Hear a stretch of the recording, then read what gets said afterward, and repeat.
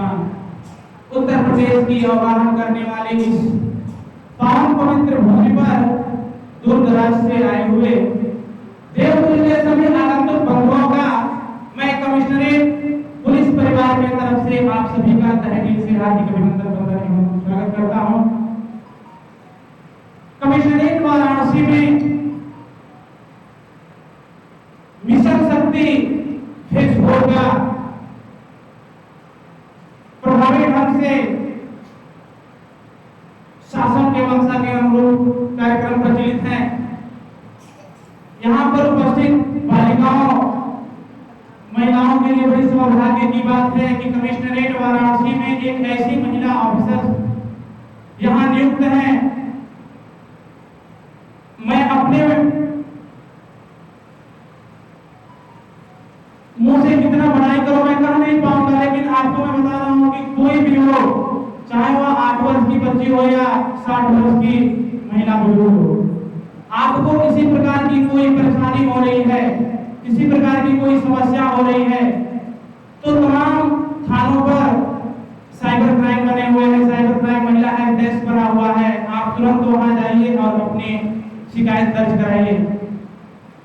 यहाँ आपके मन में थोड़ा सा भी विदाउट हेजिटेशन का आप पहुंचिए। आपको ये लगता हो कि नहीं अगर मैं वहां पे जाऊंगी तो मेरा नाम ऐड होगा और समाज में मेरी छवि धूमिल होगी, तो ऐसा नहीं। आपका नाम गोपनीय रखते हुए और आपके प्रति जो घटना घटित हुई है आपको पूरा सहयोग दिया जाएगा। और खासतौर से मैडम इतनी एक्टिव रहती हैं, उनकी आप लोगों के लिए इतनी संवेदना है, चंद पंक्तियों में बयां कर रहा हूं। मैं अपने तरफ से उनकी सोच बता रहा हूं कि मैं तो डरता हूं तुझको अंधेरा न हो, मैं तो डरता हूं तुझको अंधेरा न हो, विघ्न बाधा के मद में बसेरा न हो, सारे संकट हमारे लिए हो रहो, पर उन संकटों में तुम्हारा बसेरा न हो। मैडम के पीछे मैं आपको से पूरे विद्यालय की तरफ से मैडम के लिए चंद पंक्तियों के स्वागत में, जिंदगी के डगर बड़ा सोना रहे, उसको भी बता रहा हूं, जिंदगी के डगर बड़ा सोना रहे, भीड़ बहुते पर आपन की होना रहे, कि हम अपनों का की बातें आप सबकी बताओगे। Define yourself. जिंदगी के डगर बड़ा सोना रहे, भीड़ बहुते पर आपन की होना रहे, कि हम अपनों को में हो गए, मैडम के महिला से बढ़िया हमारे हो गए।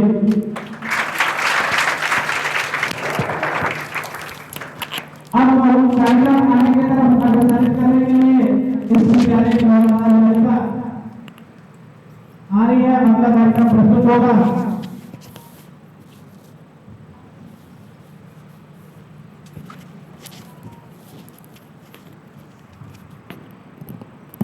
अब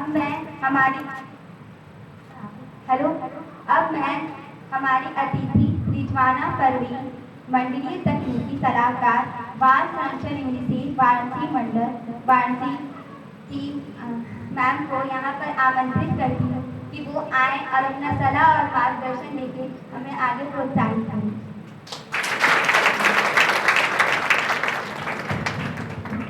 थैंक यू सो मच। मैं यहीं से बोलना चाहूँगी।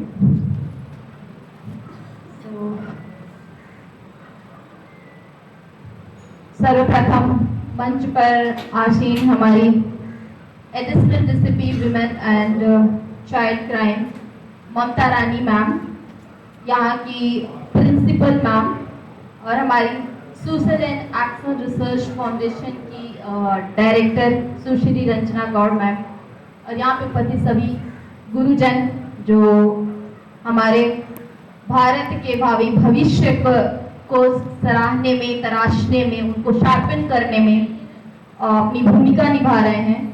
और यहाँ पे उपस्थित सभी हमारी एडोलेसेंट जो अपने करियर के साथ साथ समाज में भी एक महत्वपूर्ण भूमिका और एक आइकॉन के रूप में अपनी तैयारी के लिए इस कॉलेज प्रांगण में आज उपस्थित हैं।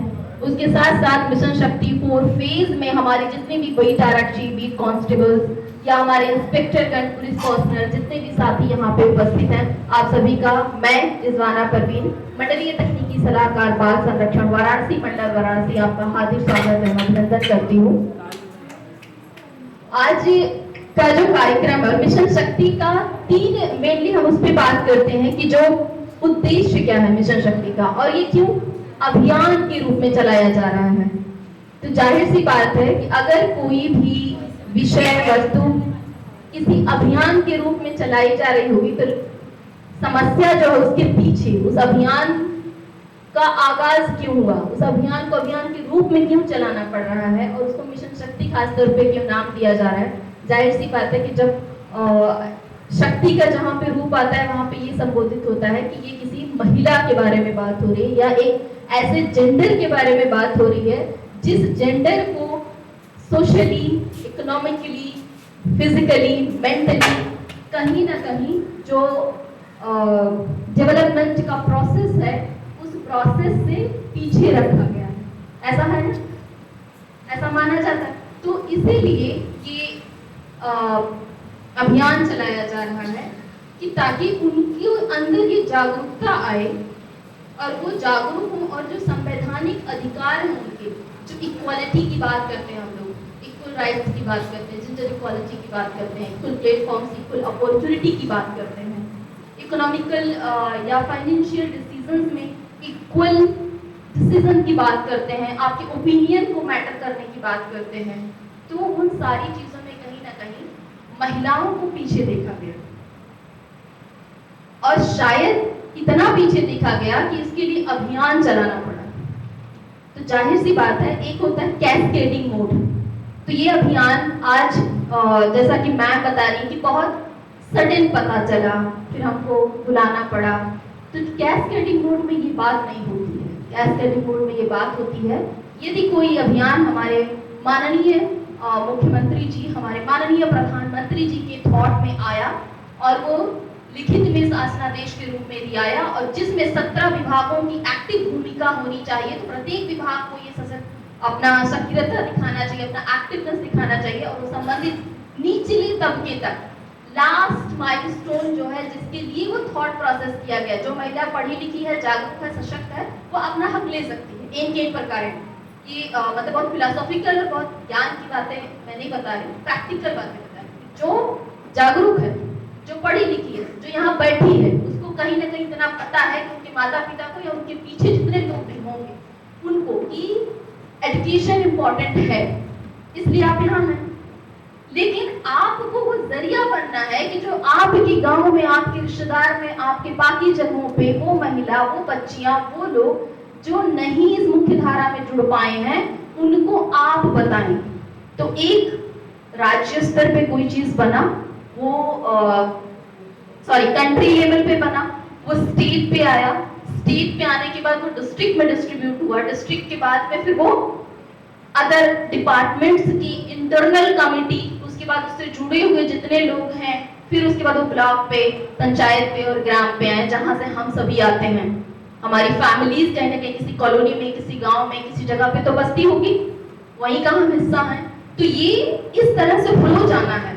तो यदि एजुकेशन डिपार्टमेंट थोड़ा सा अपनी सक्रियता इस अभियान में दिखाते और सभी शिक्षा विभाग के लोगों को एक पत्र जाता कि मिशन शक्ति 4.0 फेज शुरू हुआ है, जिसमें शिक्षा विभाग की अहम भूमिका है, जिसमें गवर्नमेंट, नॉन गवर्नमेंट सभी इंस्टीट्यूशंस आगे आए और ये अपनी सक्रिय भूमिका निभाएं और अपना जागरूकता कार्यक्रम स्वयं आयोजित करें, जिसमें हमारे पुलिस पर्सनल जो उनके नजदीकी थाना क्षेत्र के हैं उनको आमंत्रित करें और वो वहां पे आए और पुलिस पर्सनल की जो भूमिका है प्रोटेक्शन, विमेन प्रोटेक्शन को लेके, चाइल्ड प्रोटेक्शन को लेके या किसी भी तरह के संरक्षण को लेके, क्योंकि पुलिस फर्स्ट रिस्पॉन्डर है।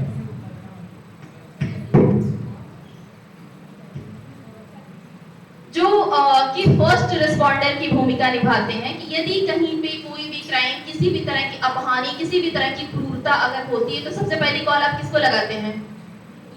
पुलिस को।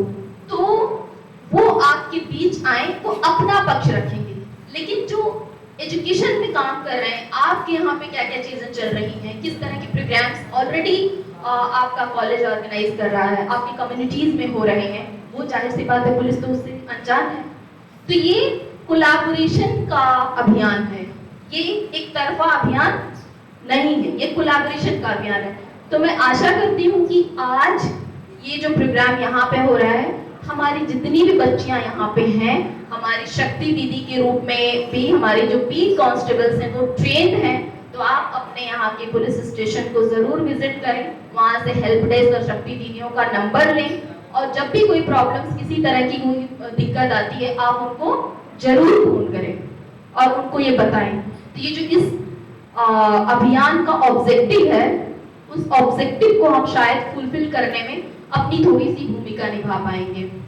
जो नारी स्वावलंबन की बात हो रही है, नारी सुरक्षा की बात हो रही है, नारी सशक्तिकरण की बात हो रही है, तो ये सुरक्षा, उनका स्वावलंबन, उनकी जो भी चीजों पे हम बात कर रहे हैं उसको कहीं ना कहीं हम लोग चरितार्थ या उसको हम इम्प्लीमेंट करते हुए देख पाएंगे, उसका रिजल्ट भी देख पाएंगे कि इस तरह का प्रोग्राम और इस अभियान की मंशा क्या है। आप सभी स्टूडेंट हैं, आप सभी पढ़ रहे हैं, हो सकता है आगे चल के आपके सिलेबस में इस चीज को कोट किया जाए कि मिशन शक्ति अभियान 4.0 किस वर्ष में चलाया गया था, इसमें कितने विभागों ने अपनी भूमिका निभाई थी, इस अभियान का क्या मुख्य उद्देश्य था, अभियान की शुरुआत क्यों हुई, ऐसा क्या कारण था कि मिशन शक्ति 4.1, 4.2, 4.3 एंड 4.0 इसको फेज वाइज क्यों चलाया गया, और हर फेज का अलग ऑब्जेक्टिव है, हर फेज का अलग उद्देश्य है।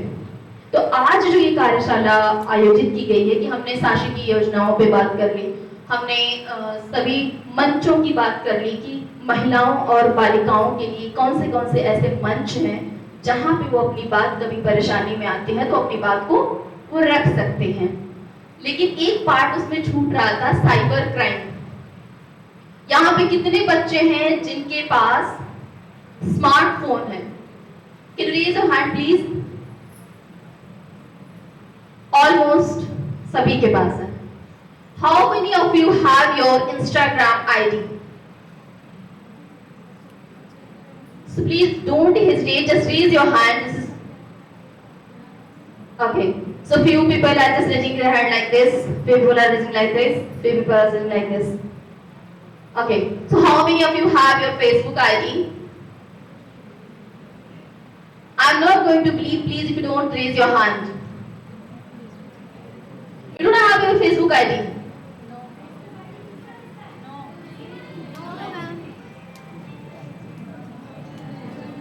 Okay. Snapchat, how many of you using? Shifting.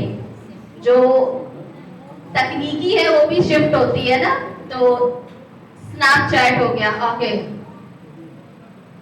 Tinder वगैरह को यूज करता है कोई भी डेटिंग ऐप? किसी ने सुना है डेटिंग ऐप के बारे में? सुना है? Okay. How many of you heard about the dating apps? कि एक ऐसा डिजिटल प्लेटफॉर्म जहां पे हम फेस टू फेस किसी व्यक्ति को नहीं मिलते हैं, लेकिन एक ऐसे मंच पे हम मिल सकते हैं, बातचीत कर सकते हैं, एक दूसरे के बारे में जान सकते हैं और उसके बाद फिर अपनी फिजिकल मीटिंग फिक्स कर सकते हैं, फेस टू फेस वाली। How many of you are aware about that? अभी कितने सारे ऐसे हाथ आए थे, फिर जोर से नहीं ये बात हो रही है, फिर नीचे कर रही है।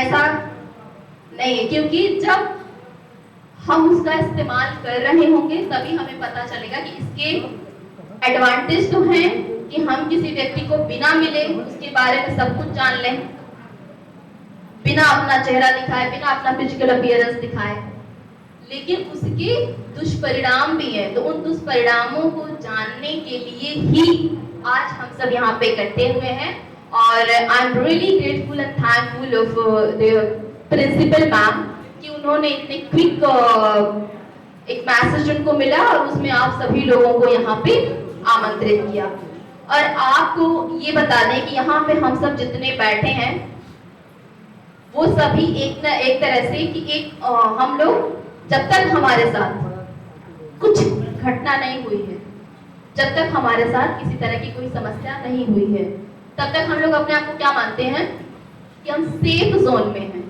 हम किसी तरह की जो वो क्राइम रिकॉर्ड हो या किसी तरह का कोई रिकॉर्ड, उस रिकॉर्ड के डेटा में हमारा नाम नहीं है तो हम उस डेटा का पार्ट नहीं है। पर ऐसा नहीं है, हमने पैदा हुआ, हमारा बर्थ रजिस्ट्रेशन हुआ, हम अपने देश की एक असेट हैं और उस असेट के डेटा में हमारी एक काउंटिंग है। तो ऐसे अगर हम एजुकेशन का देखते हैं तो नेशनल फैमिली हेल्थ सर्वे के अनुसार 74% जो एजुकेटेड विमेन्स हैं उसमें हम सब हैं जो यहाँ पे बैठे हैं। तो we have to be grateful कि हमारे जो घर में हमारे पापा हैं, हमारे जो ताऊ हैं, मेल पर्सन, बिकॉज जेंडर का भी बहुत सारा इसमें है कि मिशन शक्ति के तहत आप जेंडर पे लोगों को जागरूक करिए, उनके अधिकारों पे उनको जागरूक करिए। तो कम से कम हम उन लोगों को, जब जेंडर की बात आती है तो क्या दिमाग में आता है, थोड़ा सा मुझे बताइएगा, क्योंकि आप लोग स्टूडेंट हैं। जेंडर की बात आती है तो दिमाग में क्या आता है? एक महिला और एक पुरुष। तो जेंडर आया कहां से? बस एक 2 मिनट क्विक रिस्पॉन्स। जेंडर कहां से आया? अच्छा, सेक्स और जेंडर में अंतर क्या है? फॉर्म में पढ़ते हैं ना हम लोग, तो कहीं कहीं सेक्स लिखा रहता है और कहीं कहीं जेंडर, कहीं कहीं सेक्स ऑब्लिक जेंडर। तो सेक्स और जेंडर में फर्क क्या है? आप लोग एजुकेशन स्टूडेंट्स हैं, यस प्लीज।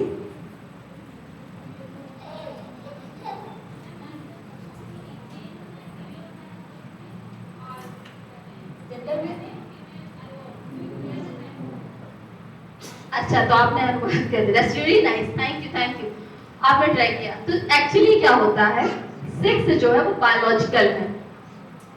तो जैसे ही हमारे दो, एक पुलिस, मेल पुलिस बैठे हैं, एक फीमेल पुलिस बैठे हैं, तो बायोलॉजिकली इनमें थोड़े डिफरेंसेस हैं। बायोलॉजिकली डिफरेंसेस क्या होते हैं कि हमारे जो शरीर की बनावट है वो थोड़ी अलग होती है।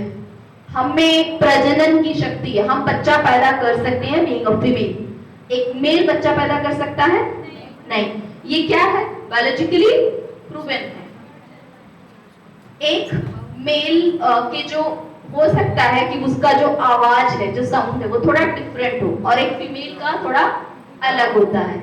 उसकी बॉडी स्ट्रक्चर डिफरेंट होते हैं, मेल के डिफरेंट होते हैं, ये बायोलॉजिकली है। लेकिन हम यहाँ पे 4 लोग बैठे हैं, ये हमारे कुछ 6 पुरुष साथी बैठे हैं। इनके ड्रेसिंग सेंस में अंतर है, और मैंने कुर्ता पहन रखा है, पजामा पहन रखा है, मेरे लंबे बाल हैं, मेरा कान छिदा हुआ है, मैंने उसमें ही पहना है। ये क्या है? ये कहाँ से आया? समाज ने दिया ना। पैदा होते के साथ ही तो सेक्सुअली तो हम अलग थे, जो गॉड ने बनाया कि हम फीमेल बॉडी में जन्म लिए हैं, लेकिन हमको ये जो सब कुछ दिया गया, ये किसने दिया? पैदा होते के साथ ही। इसका नाम सुनीता रहेगा, इसका नाम सुनील रहेगा। उसके बाद ये पिंक कलर का फ्रॉक पहनेगी, ये लाइट ब्लू या ऐसा कुछ कलर का अलग शर्ट पहनेगा, ये कुकरी सेट से खेलेगी, और ये गन और गाड़ी से खेलेगा। फिर स्कूल का भी देखें आप सभी, तो ज्यादातर लोग मेल चाइल्ड को अच्छे इंस्टीट्यूशंस में डालते हैं जो उनको लगता है, फीमेल चाइल्ड को थोड़ा सा।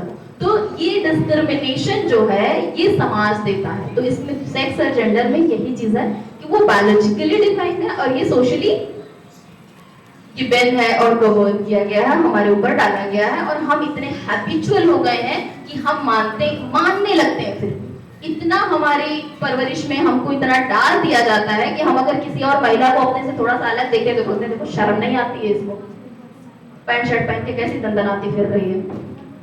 क्योंकि हमको वही सिखाया गया, धीरे चलना, सहना। अरे तुम भाई को दे दो ना ये चीज, क्या हुआ, तुम थोड़ा सा, ये कहां से शुरू होता है? लेकिन इसमें फिर एक और चीज आती है कि जब हम बात करने वाले हैं साइबर क्राइम पे, तो बात ये आती है कि स्मार्टफोन दे तो दिया, लेकिन फेसबुक या व्हाट्सएप पे किसी मेल फ्रेंड का रिक्वेस्ट नहीं आना चाहिए। यदि आ गया तो बात इतनी सी लिमिट में होनी चाहिए, लेकिन ऐसा होता है क्या? नहीं होता है।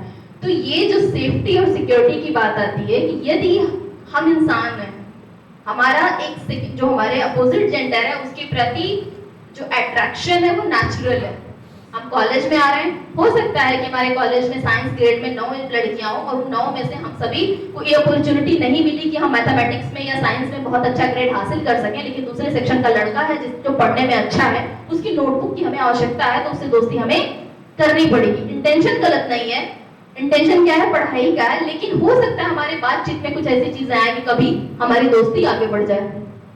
वहां से ये होने लगे कि can you please send a picture, can you please send a small video, can you do have a short video call, ऐसी रिक्वेस्ट आती है। और हमें धीरे धीरे हम उस उम्र में होते हैं कि हमें उस पर ट्रस्ट हो जाता है, और जब वो ट्रस्ट हो जाता है तो हमको लगता है कि बस यहाँ बुद्धि काम करना बंद कर देती है, तो हमसे कुछ हम कहते हैं भूल हो गई।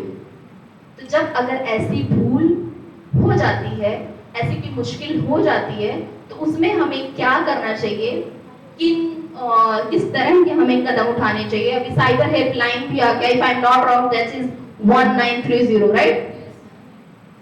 तो आप उस हेल्पलाइन नंबर को आप कॉल कर सकते हैं और वहां पे अपनी शिकायत दर्ज कर सकते हैं, लेकिन उस कॉन्सिक्वेंसेस में पहुंचने से पहले हमें किन किन चीजों का ध्यान रखना चाहिए, क्या मुख्य बातें हैं जिस पे हमें गौर करना चाहिए, कि ताकि हम उस सिचुएशन में आने से पहले ही खुद को प्रिवेंट कर लें। ठीक है, किसी तरह की परेशानी में पहुंचने से पहले ही हम अपने आप को प्रिवेंट कर लें। और जो हमारा नेशनल फैमिली हेल्थ सर्वे का डेटा है, जिसपे हम महिलाओं के लिए सारी प्लानिंग, सारी चीजें स्टैंड करती हैं, वो डेटा अगर हम देखते हैं तो हमारा जो national family health survey 5th है, उसमें स्टैंड करता है Varanasi 10.4%, which is really good. Other Uttar Pradesh के अदर मंडल और अदर जिलों के मुकाबले जहाँ पे हम बनारस स्टैंड करता है, वो बहुत अच्छी संख्या है। और अगर हम लास्ट 5 इयर्स में जितनी बच्चियों ने जन्म लिया है, वो आंकड़ा अगर हम देखते हैं तो नेशनल फैमिली हेल्थ सर्वे 4 में था 939 और 5th में जो है वो है 885।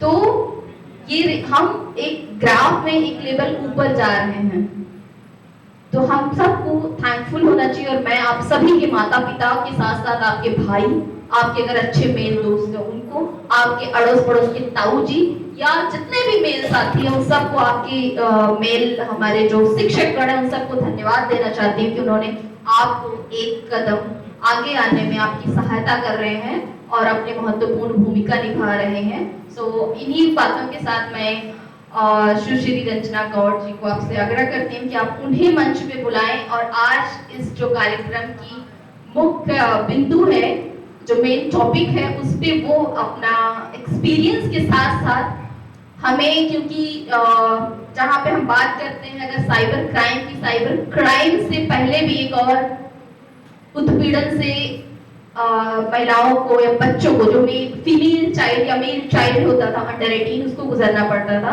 उसको क्या बोलते थे? बच्चों के साथ लैंगिक उत्पीड़न। तो एक कानून बना था, prevention of children from sexual offence 2012, उसमें अमेंडमेंट हुआ है 2020 में। तो जब वो कानून की जो मांग की गई थी और उस कानून जब बनाया, जब उसकी ड्राफ्टिंग हो रही थी, तो इंडिया की जो कमेटी बनी थी, उस कमेटी के लीडिंग मेंबर्स में मैडम थी। So we have to very thankful, इनका भी वो योगदान है कि हमें वो कानून मिला, जिस कानून के जरिए, और उस कानून में ये क्लॉज भी डले हैं कि यदि कोई व्यक्ति आपको गलत तरीके से घूरता है और आपको असहज महसूस करता है, तो उसके लिए भी सजा का प्रावधान है। तो उस चीजों को लेते हुए, उसको बिल्डअप करते हुए आप साइबर क्राइम के ऊपर प्रकाश डालें। So we like to welcome Ranjana ma'am ji, thank you so much.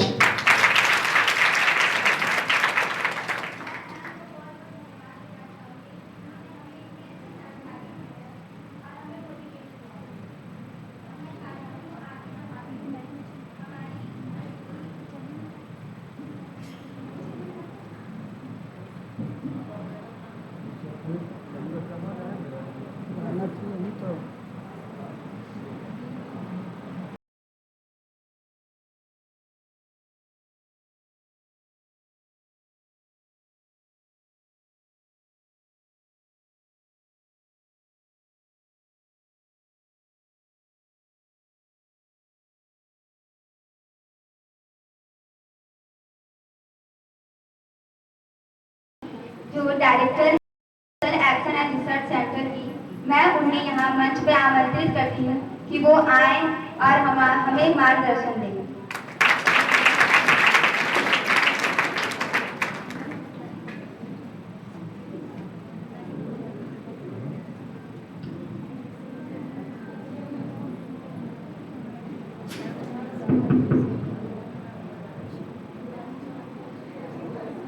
मंच पे आसीन additional ACP ma'am, principal ma'am, UNICEF की टेक्निकल एक्सपर्ट रिजवाना मैम और हमारी vice president doctor Madhuri Goswami जी,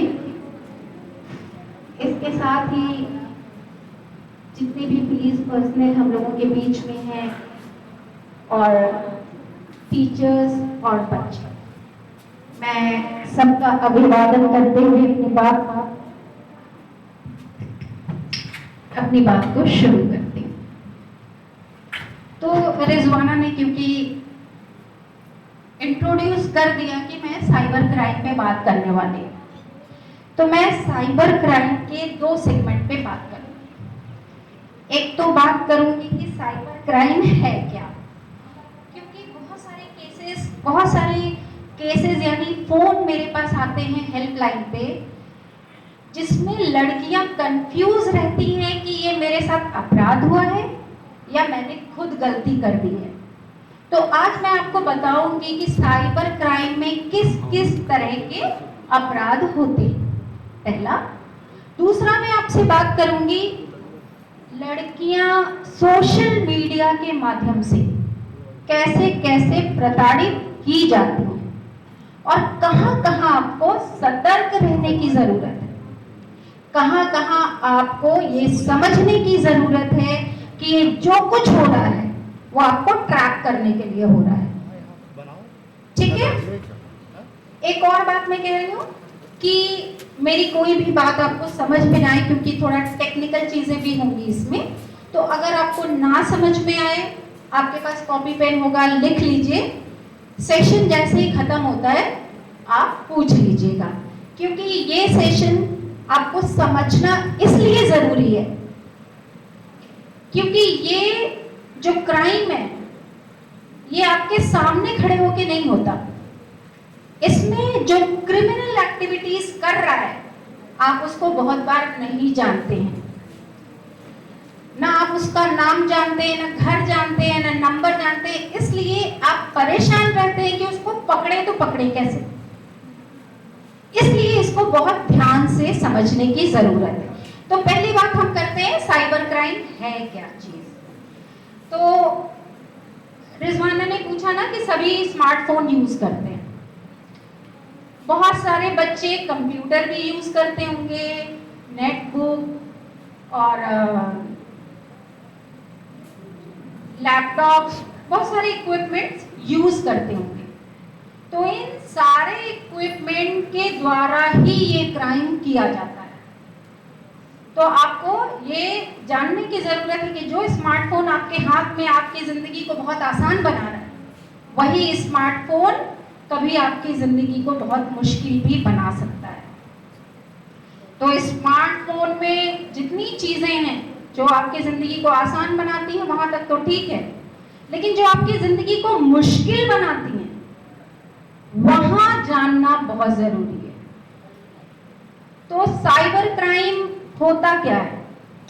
साइबर क्राइम जैसे मैंने बताया कि इलेक्ट्रॉनिक उपकरणों द्वारा किया गया क्राइम है और ये 4 प्रकार का होता है। पहला प्रकार जिसे कहते हैं साइबर स्टॉकिंग। स्टॉकिंग समझ रहे हैं?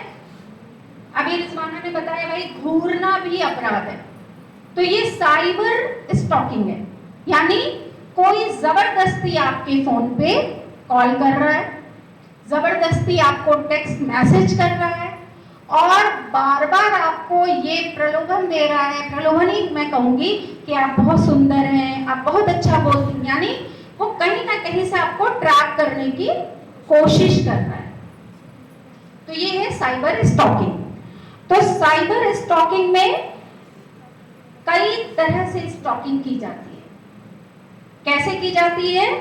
उसके प्रकार में पहला प्रकार है कैट फिशिंग। क्या नाम है इसका? Cat fishing. कैट फिशिंग कैसे की जाती है?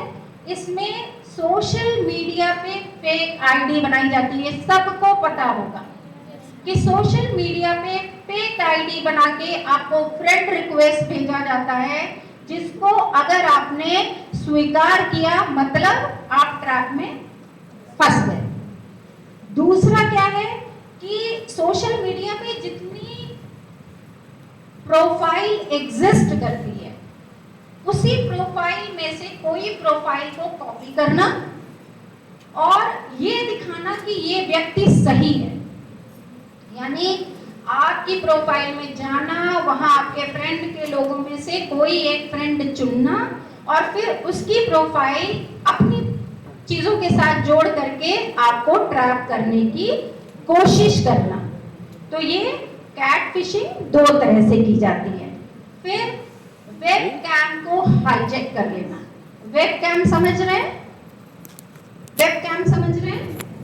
नहीं, कैमरा होता है ना इलेक्ट्रॉनिक उपकरणों में, उस कैमरे को हाईजैक करना बहुत आसान होता है हैकर्स के लिए, कैमरे को हाईजैक करना। तो कैमरे के सामने अगर आपने कोई भी ऐसी पर्सनल प्राइवेट एक्टिविटी की है या कर रहे हैं जो आप चाहते हैं कोई और ना देखे, तो आप समझिए कि वो हाईजैकर हाईजैक कर सकता है। बहुत बार लड़कियों का ये कंप्लेंट होता है कि मैम ऐसी स्थिति में तो मैंने अपने आप को भी नहीं देखा, कभी मैंने ऐसा किसी के सामने किया ही नहीं किया होगा। सही बात है, आपने अपने पर्सनल इंटरेस्ट में कैमरे के सामने अपने को देखने के लिए या जिस भी चीज़ के लिए आपने किया हो, लेकिन वहाँ पे वेब कैम हाईजैक हो गया और आपकी वो पर्सनल चीज़ें जो निजी रहनी चाहिए थी आपके शरीर से संबंधित, वो हैकर्स के पास चला गया और हैकर्स ने उसका गलत इस्तेमाल कर लिया। ये है साइबर क्राइम। इसको क्या कहते हैं? Hijack webcam. तो अगर कोई लोग लैपटॉप वगैरह यूज़ करते हो तो उसको स्लीप मोड में डाल के, अगर लगता है स्लीप मोड में डला हुआ है, लाओ जल्दी से हम चेंज कर लें, कहीं जल्दी बाहर जाना है, सतर्क हो जाइए, वेब कैम हाईजैक हो सकता है। फिर है वायरिज्म। वायरिज्म समझते हैं? नहीं।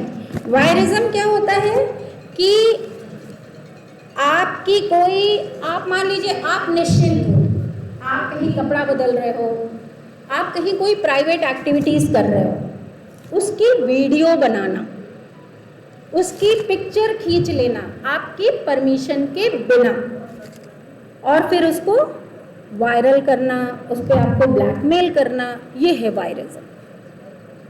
समझ में आ रहा है ना? ऐसी चीज़ें होती हैं ना, तो ये है वायरिज्म। उसके बाद क्या है? मॉर्फिंग। ये क्या होता है साइबर क्राइम में? मॉर्फिंग इसमें होता है, ये भी बहुत ज़्यादा यूज़ किया जाता है।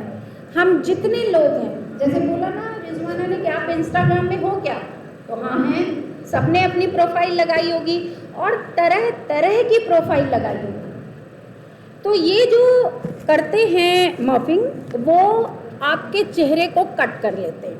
आपकी फ़ोटो से आपके चेहरे को कट कर लिया, किसी न्यूड शरीर पे आपका वो चेहरा पेस्ट कर दिया।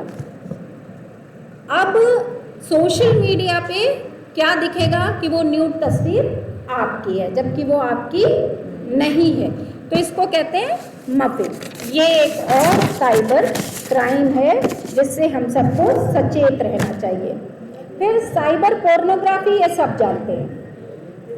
साइबर पोर्नोग्राफी क्या है कि भाई जो अश्लील चित्र हैं, अश्लील वीडियो हैं, पिक्चर हैं, इस तरह की चीज़ों को किसी के साथ शेयर नहीं कर रहा है। अगर किसी ने शेयर किया तो वो साइबर पोर्नोग्राफी में अपराध माना जाएगा। उसको पब्लिश नहीं करना है, समझे, उसका कहीं प्रकाशन नहीं करना है, वो भी साइबर क्राइम में आएगा। क्रिएट नहीं करना है, यानी पोर्नोग्राफिक पिक्चर बनाना नहीं है, वीडियो बनाना नहीं है, वो भी अपराध है। अगर कहीं से आपके पास आ गया है तो उसको डिस्प्ले भी नहीं करना है पब्लिकली, नहीं तो वो भी अपराध में आएगा। उसको डिस्ट्रीब्यूट नहीं करना है। जैसे कई केसेस में क्या हुआ कि लड़कों ने लड़की का वीडियो बनाया और उसके बाद दोस्तों में उसको बांटा, तो वो भी साइबर क्राइम है। पैसा नहीं कमाना उससे, है ना, पैसा कमाना भी उससे एक अपराध है। उसके बाद पॉक्सो की बात कही ना रिजवाना मैडम ने, पॉक्सो में 18 साल से नीचे के बच्चे के साथ इस तरह के पिक्चर, वीडियो या पोर्नोग्राफिक मटेरियल को साझा करना भी अपराध है। ये बहुत ध्यान से समझिएगा कि आपको लग रहा हो कि हम तो नॉर्मल काम कर रहे हैं, हम तो बच्चे को दिखा रहे थे, लेकिन वो बहुत बड़ा क्राइम है किसी बच्चे के साथ पोर्नोग्राफिक मटेरियल को साझा करना। इसके बाद है साइबर डिफॉर्मेशन। साइबर डिफॉर्मेशन मतलब किसी के भी लिए फेक इंफॉर्मेशन कलेक्ट करके उसको सोशल मीडिया पे पब्लिश कर देना, ये हुआ साइबर डिफॉर्मेशन। चलिए, बहुत कम शब्दों में छोटा छोटा जल्दी जल्दी मैंने आपको साइबर क्राइम बता दिया। होपफुली थोड़ा थोड़ा तो आपको समझ में आ ही गया होगा, थोड़ा टेक्निकल चीज है। अब मैं आपसे बात करूंगी कि साइबर क्राइम क्या सच में होता है, क्या सच में इससे लड़कियां परेशान हैं। मैं क्यों लड़कियों की बात कर रही हूँ, इसलिए कर रही हूँ कि लड़कियों के ऊपर एक बहुत बड़ी जिम्मेदारी होती है प्योरिटी की, होती है ना जिम्मेदारी। प्योरिटी क्या होता है? प्योरिटी मतलब आपका शरीर कोई छूने ना पाए, कोई देखने ना पाए और आपकी शरीर की नुमाइश ना करने पाए। ये एक बहुत बड़ा भारतीय लड़कियों पे दबाव होता है और यही वजह है, इसी का सबसे बड़ा फायदा साइबर क्रिमिनल्स उठाते हैं, क्योंकि उनको पता है कि जैसे ही आपको पता चलेगा कि आपकी कोई ऐसी वीडियो जो अश्लीलता से संबंधित है वो हम वायरल कर देंगे तो आप डर जाएंगे और डर करके वो जो मान लेंगे। कोई बात नहीं, आप आरक्षी ये है आपके ठीक है। इस भावना का कैसे कांस्टेबल, ठीक है। ओके। दूसरी बात क्या है? दूसरी बात ये है कि अगर किसी भी तरीके से किसी लड़की का वीडियो वायरल होता है तो सबसे बड़ा सवाल क्या होगा, अब इसकी शादी कैसे होगी। अब लोग उसका जीना हराम कर देंगे, तो लोग भी जीना ऐसे हराम करते हैं कि कई लड़कियों ने सुसाइड कर लिया।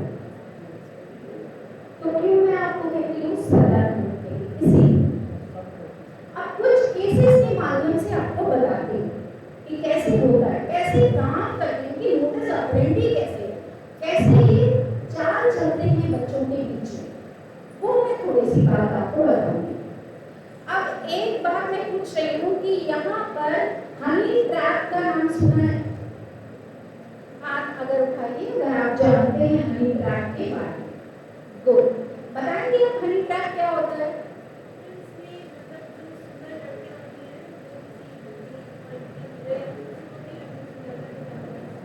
Very good. आपका नाम क्या है? आपके लिए जरा ताली बजाओ। इस बात की खुशी है कि आप इस मामले में अवेयर हैं। हनी ट्रैप क्या होता है? सुंदर लड़कियां डिफेंस से संबंधित लोगों को अपने ट्रैप में फंसाती हैं और डिफेंस की इंफॉर्मेशन उनसे कलेक्ट करती हैं और बाद में उस इंफॉर्मेशन से हमारे देश पे हमले होते हैं या असुरक्षा फैलाई जाती है। इसको कहते हैं हनी ट्रैप। अब इसी हनी ट्रैप की तरह है दूसरा लव ट्रैप। क्या मैं बोल रही हूँ? तो जो लड़कियों के साथ चीजें होती हैं, जो लड़कियों के साथ साइबर क्राइम होता है वो लव ट्रैप, यानी हनी ट्रैप में लड़कियां क्या काम करती हैं और लव ट्रैप में कौन करता है? लड़के करते हैं। लड़के खूबसूरत लड़कों की प्रोफाइल लगाते हैं,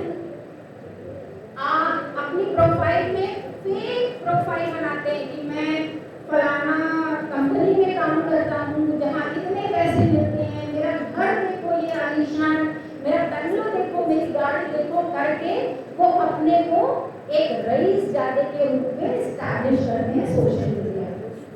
और फिर वो लड़कियों को ट्रैप करना शुरू करते हैं। कैसे कि लड़कियों को वो कहते हैं कि तुम बहुत सुंदर हो, उनको पता है कौन सी चीजों से ये लड़की ट्रैप में फंसेगी, यानी आपकी खूबसूरती का बहाना, फिर आपको ये बताना कि अब आपसे तो इतना प्यार हो गया है कि उनको जिया ही नहीं जाएगा आपके बिना। और ये एक बार नहीं 10 बार कहा जाएगा। हो सकता है नस काट के भी फोटो में दिखा दिया आपको कि बस अब देखिए अब मर ही जा रहे हैं। और लड़कियां रहम में आ जाती हैं, ये मरी ना जाए, अरे ये सच में सच्चाई प्यार करता है। तो ऐसा ही एक लड़की के साथ हुआ। वो बच्ची ट्रैप में आ गई और जिसे लगा कि ये आदमी तो अब मरने ही वाला है भाई, इससे पहले ये मरे मैं हाँ बोल दूं। और उस बच्ची ने हाँ बोल दिया उस आदमी को। बहुत टाइम तक उनकी मैसेज भी चैटिंग होती है।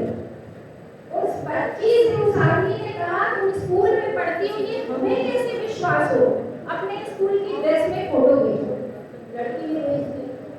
अपने स्कूल का बोर्ड भेजो, किस स्कूल में पढ़ती हो वो भी भेज दिया लड़की ने। उस आदमी को समझ में आ गया हाँ भाई ये लड़की इस स्कूल में पढ़ती है। उस आदमी ने फिर उस लड़की से कहा कि अब मैं तुमसे मिलना चाहता हूँ, बनारस आऊंगा मिलने। अब उस लड़की को तो पूछो खुशी का ठिकाना नहीं कि मेरे ट्रेन में कितनी दूर से जा रहा है मुझसे मिलने। स्कूल कॉलेज छोड़ के वो रेस्टोरेंट में गई थी। उस मुलाकात में उस लड़की को उस आदमी ने क्या खिलाया कि लड़की अपने होश में नहीं गई और उसे चंबा की सट्टी जो है वहाँ पे एक कमरे में ले जाया गया। कई लोगों ने उस लड़की के साथ शारीरिक संबंध बनाए और उसका वीडियो बनाया गया और उस वीडियो को उस लड़की के होश में आने पे उसे दिखाया गया और ये उससे कहा गया कि अब ये पर्टिकुलर टाइम पे तुम्हें यहीं पे आना है और अगर तुम नहीं आए तो ये तुम्हारे घर पहुंच जाएगा, इसकी सीढ़ी तुम्हारे स्कूल कॉलेज और घर पहुंच जाएगी। लड़की इतनी डर गई थी कि उसने पर्टिकुलर टाइम पे वहां जाना शुरू कर दिया। 6 महीने तक उस लड़की का इस्तेमाल हुआ और 6 महीने के बाद उस गैंग ने उस लड़की को बोला कि अब तुम पुरानी हो गई, आप अपने स्कूल में जाओ, उस स्कूल से कोई दूसरी लड़की को उठा के लाओ, नहीं तो अब तुम्हारा वीडियो वायरल करेंगे।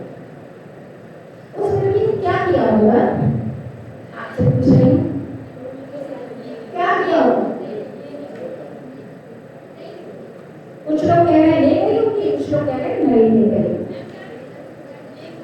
मैं आपको बता रही हूँ यहाँ पे वो लड़की जो थी उसने बहुत बहादुरी से सामना किया। उसने कहा मैं ले आऊंगी और वहां से वो लड़की आई।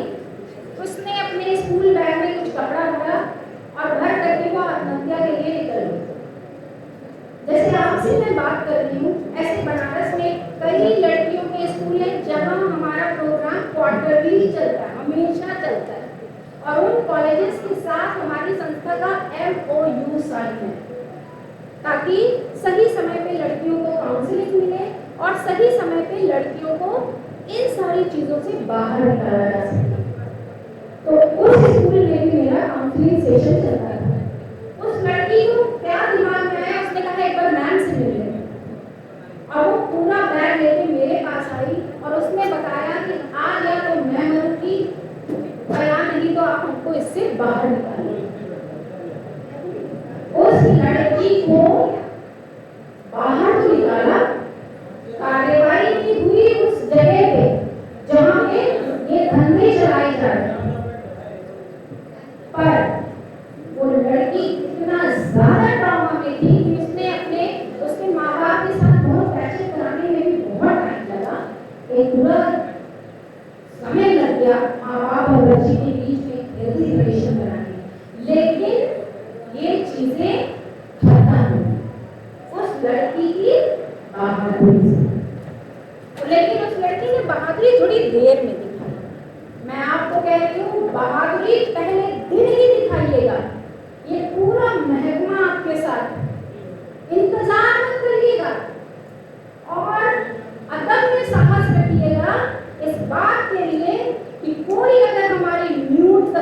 लगाता है तो ये उसकी गलती है, मेरी नहीं। याद रखिएगा, आपकी कोई गलती नहीं है। आप बहादुर तब माने जाएंगे जब पहले ही दिन करारा जवाब मिलेगा उसे, आप यहाँ शिकायत करें। ये आपके लिए नहीं है। जो हेल्पलाइन नंबर बताई गई है उसका मजा तब है जब आप कंप्लेन करें। उसका मजा तब है आपकी कंप्लेंट पे यहाँ से कार्रवाई हो जाए। जैसे उस लड़की ने कंप्लेंट की तो कार्रवाई हो गई, और जिस दिन ये कार्रवाइयां हुई शुरू हो जाएंगी उस दिन ये जो लव ट्रैप का चक्कर चला रहे हैं ना सोशल मीडिया पे, ये भी बहुत कम हो जाएगा। ये घटना बताइए। एक दूसरी घटना बताते हैं।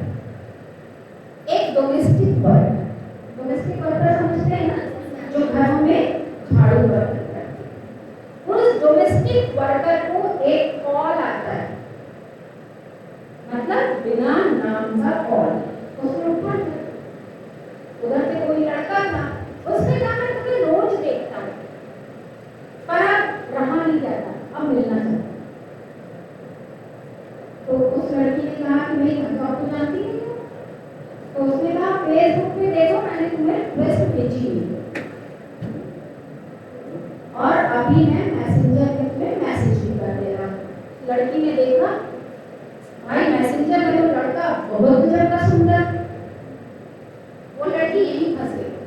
उसे लगा कहाँ मैं बर्तन मांजने वाली, कहाँ ये तो लड़का बहुत ही ज्यादा आलिशान दिख रहा है, और अगर ये रोज मुझे देखता है तो उसे पता भी होगा कि मैं बर्तन मांजती हूँ, फिर भी ये हमसे प्यार करता है, तो ये वो हमारी जिंदगी का बड़ा सुनहरा मौका हो गया। तो उस लड़की ने उस फेसबुक रिक्वेस्ट को क्या किया, एक्सेप्ट कर दिया।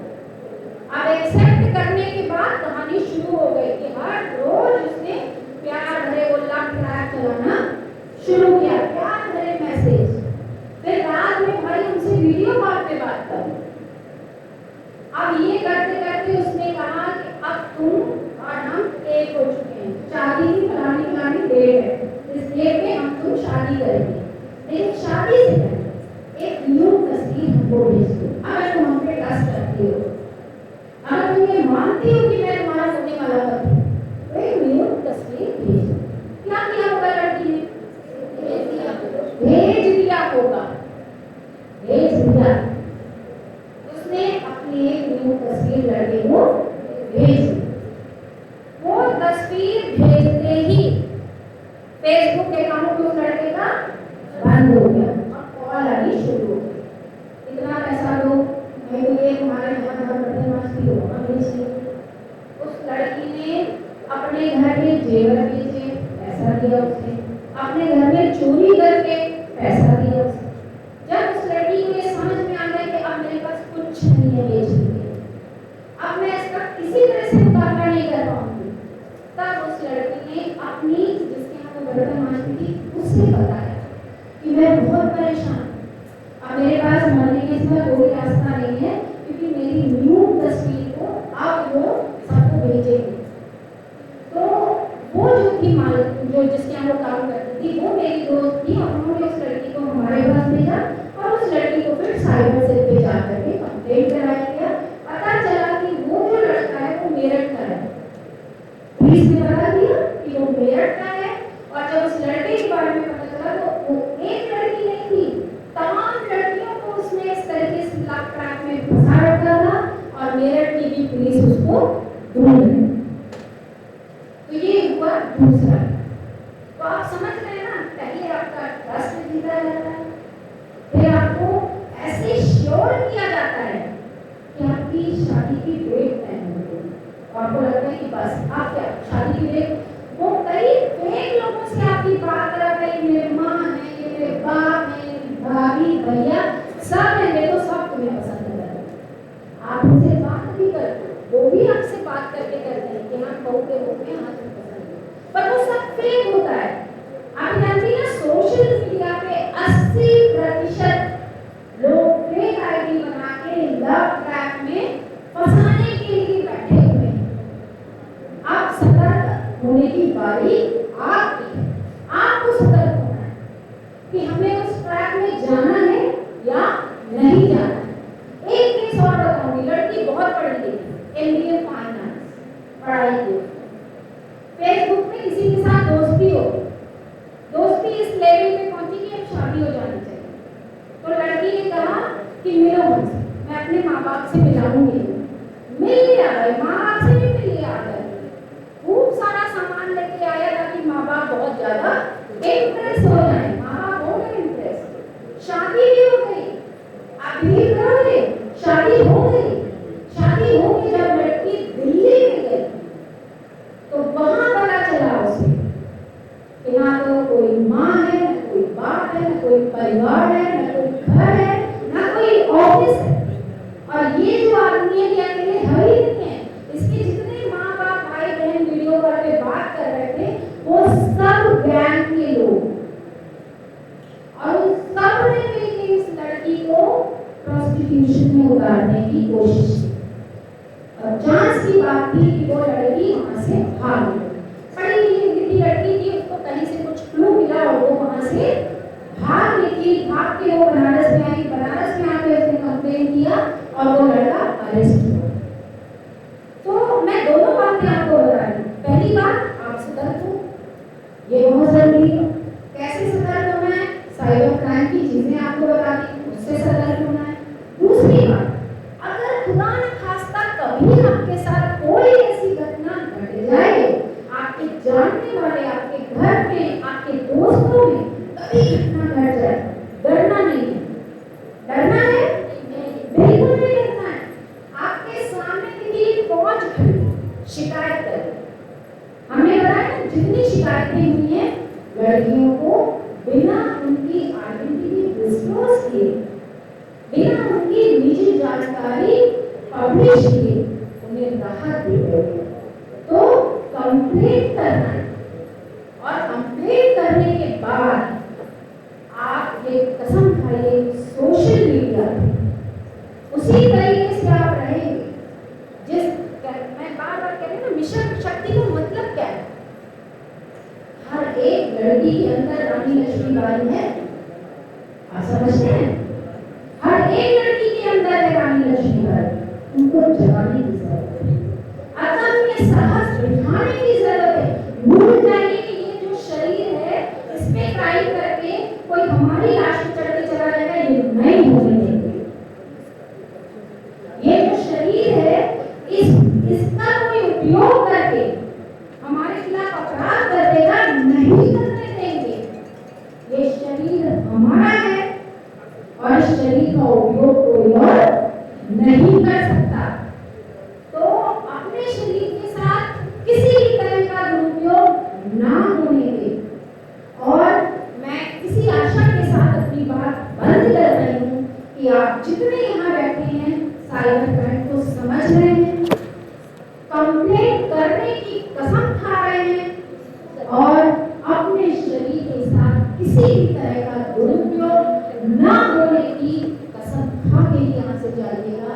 और ये बातें अपने जानने वाली लड़कियों, अपने घर में बच्चों को, अपनी दोस्तों को बताइएगा जरूर।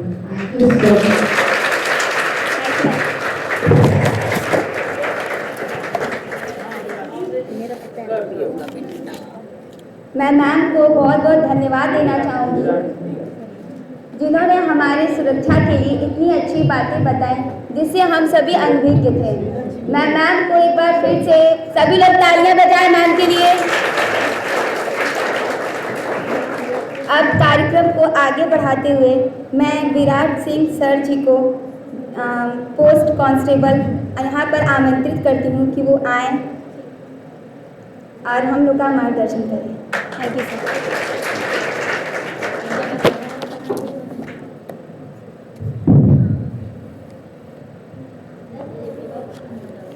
मंच पर उपस्थित एडीसीपी महिला अपराध मैम, प्रिंसिपल मैम और अन्य अधिकारीगण और इस जागरूकता अभियान में इस कार्यक्रम में उपस्थित सभी बहनें, मैं साइबर सेल से, जैसा कि मैम ने बताया कि साइबर अपराध क्या है और महिलाएं लड़कियां किस तरह से साइबर ट्रैप में आ रही हैं, उसी के क्रम में मैं कुछ ऐसी चीज़ें बताऊंगा जो आप लोगों का जानना बहुत ज़रूरी है। मैं कुछ प्रैक्टिकल चीज़ें बताऊंगा कि आए दिन हम लोगों के पास किस तरह की शिकायतें आती हैं महिला संबंधित जो साइबर फ्रॉड हो रहे हैं और उनसे क्या बचाव के तरीके हैं। इन्हीं बिंदुओं पर मैं बात करूंगा। साइबर अपराध प्राय 2 तरीके से होते हैं, जो हम लोग अपनी लैंग्वेज में बोलते हैं। 2 तरीके के साइबर अपराध होते हैं। पहला होता है फाइनेंशियल फ्रॉड और दूसरा होता है सोशल मीडिया रिलेटेड फ्रॉड। तो प्रायः बच्चियां जो हैं, स्टूडेंट्स हो गई, महिलाएं हो गई, इनके साथ सोशल मीडिया रिलेटेड फ्रॉड्स ज़्यादा होते हैं। तो हम बेसिकली इसी पे फोकस करेंगे कि हम सोशल मीडिया का यूज सही तरीके से कैसे करें, क्या क्या सेफ्टी प्रिकॉशंस हैं जिनका यूज करने के बाद हम साइबर फ्रॉड से बच सकते हैं, और किस तरह का फ्रॉड, किस तरह की ट्रैपिंग हो रही है वर्तमान समय में, इसके बारे में बताएंगे। तो सबसे पहले मैं बताऊंगा कि फ्रॉड किस तरीके से हो रहे हैं। देखिए, हमारे पास बहुत सी कंप्लेंट इस तरह की आती हैं कि फेसबुक पे फेक प्रोफाइल बनी हुई है। पहले तो आपको ये पता ही नहीं होगा कि ये फेक प्रोफाइल है, क्योंकि अगर ये पता ही होता है किस तरह की फेक प्रोफाइल होती है तो फिर कोई ट्रैप में नहीं फंसता। बहुत सी प्रोफाइल्स इस तरह की फेसबुक पे बनी पड़ी हैं, फेसबुक पे, इंस्टाग्राम पे बहुत सी प्रोफाइल बनी पड़ी हैं किसी विदेशी के नाम से या फिर इंडियन नेम से।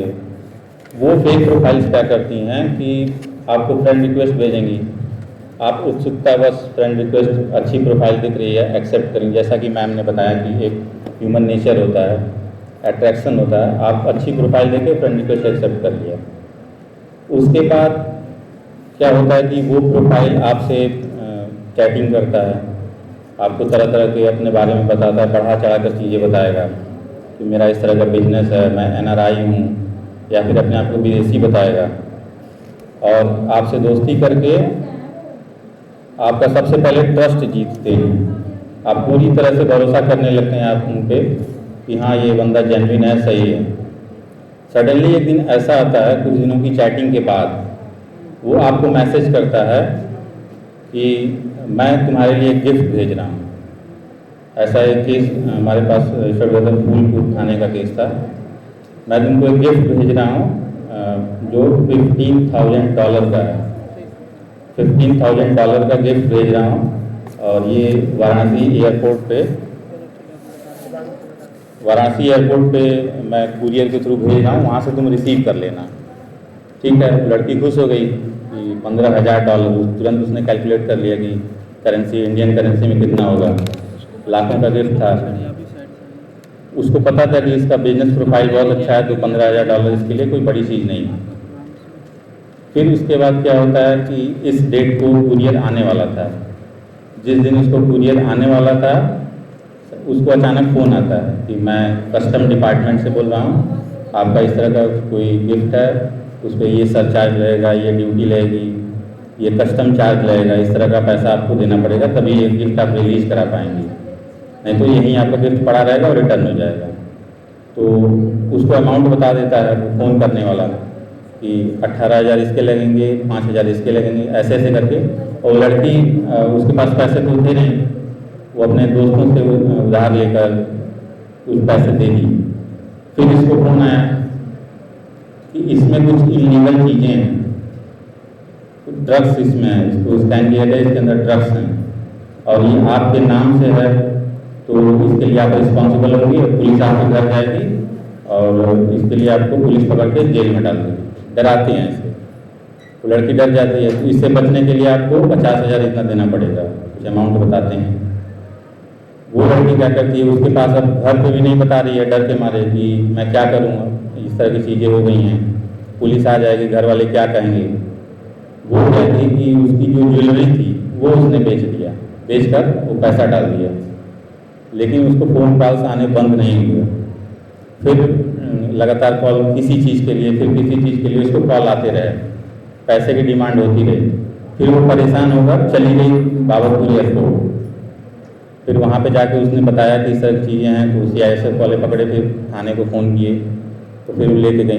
मेरे कहने का मतलब कि अगर कोई भी इस तरह की प्रोफाइल है जिसको आप पर्सनली नहीं जानते हैं, आप बिल्कुल भी उसका फ्रेंड रिक्वेस्ट एक्सेप्ट ना करें, क्योंकि आपको नहीं पता कि जो चेहरा सामने दिख रहा है प्रोफाइल पे, उसके पीछे कौन है, क्या कोई टेररिस्ट है, कोई फ्रॉड है, किस तरह का आदमी, आपको नहीं पता।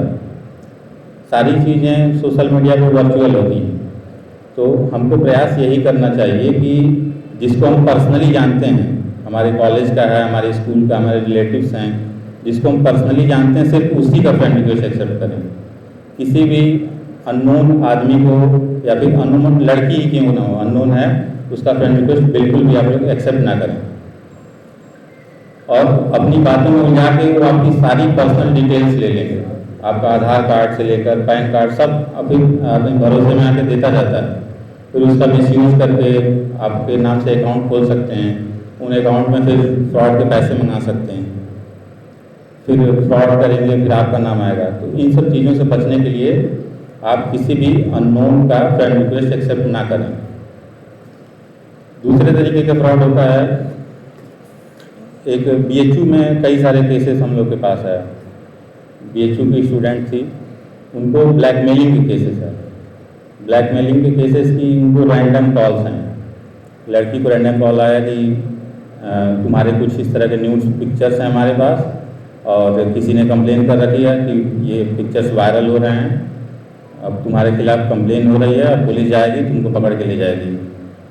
अब वो लड़की, अब वो ऐसा नहीं है कि अब जिस लड़की को फ़ोन किया वो डर गई, वो सब पे ट्राई करते हैं। अगर लड़कियों का नंबर मिल गया तो सब पे ट्राई करते हैं। कोई ना कोई लड़की डर के मारे, बहुत सी लड़कियाँ उसको इग्नोर कर देती हैं, तो वो तो बच गई। बहुत सी लड़कियाँ डर जाती हैं, और जो डर गई उनको लगता है कि हाँ कहीं मेरा पिक्चर्स कैसे मॉर्फ करके डाल रहा है। फिर वो ब्लैकमेल करते हैं कि हमको इतना पैसा दो, तभी तुमको इससे हम तुम्हारा फ़ोटो डिलीट करेंगे। एक केस में BHU के स्टूडेंट के साथ हुआ था, उसमें ये तक बोल दिया कि ये तुम्हारी पिक्चर है कि नहीं, तुम ये प्रूफ करना पड़ेगा तुमको। वीडियो कॉल पे तुमको अपनी बॉडी चेक करानी पड़ेगी। एक लेडी कांस्टेबल वीडियो कॉल करेगी, उसको तुमको बॉडी चेक कराना पड़ेगा। लड़की ने बॉडी चेक कराया भी, वो केस आया था, FIR भी रजिस्टर्ड हुआ लंका थाने में, कराया भी। फिर उस वीडियो बना के फिर उसके नाम पे फिर ब्लैकमेल करने लगे, और ब्लैकमेल करने में पैसे तो मांगे ही मांगे। उस लड़की ने लगभग 55,000 रुपये दिए थे। पैसे के साथ साथ वो बोला फ्रॉडस्टर कि तुम्हारे कॉन्टैक्ट में जितने कॉन्टैक्ट तुम्हारे नंबर पे सेव हैं सबकी हमको शेयर करो, कॉन्टैक्ट लिस्ट शेयर करो अपना। और डर के मारे शेयर कर दी।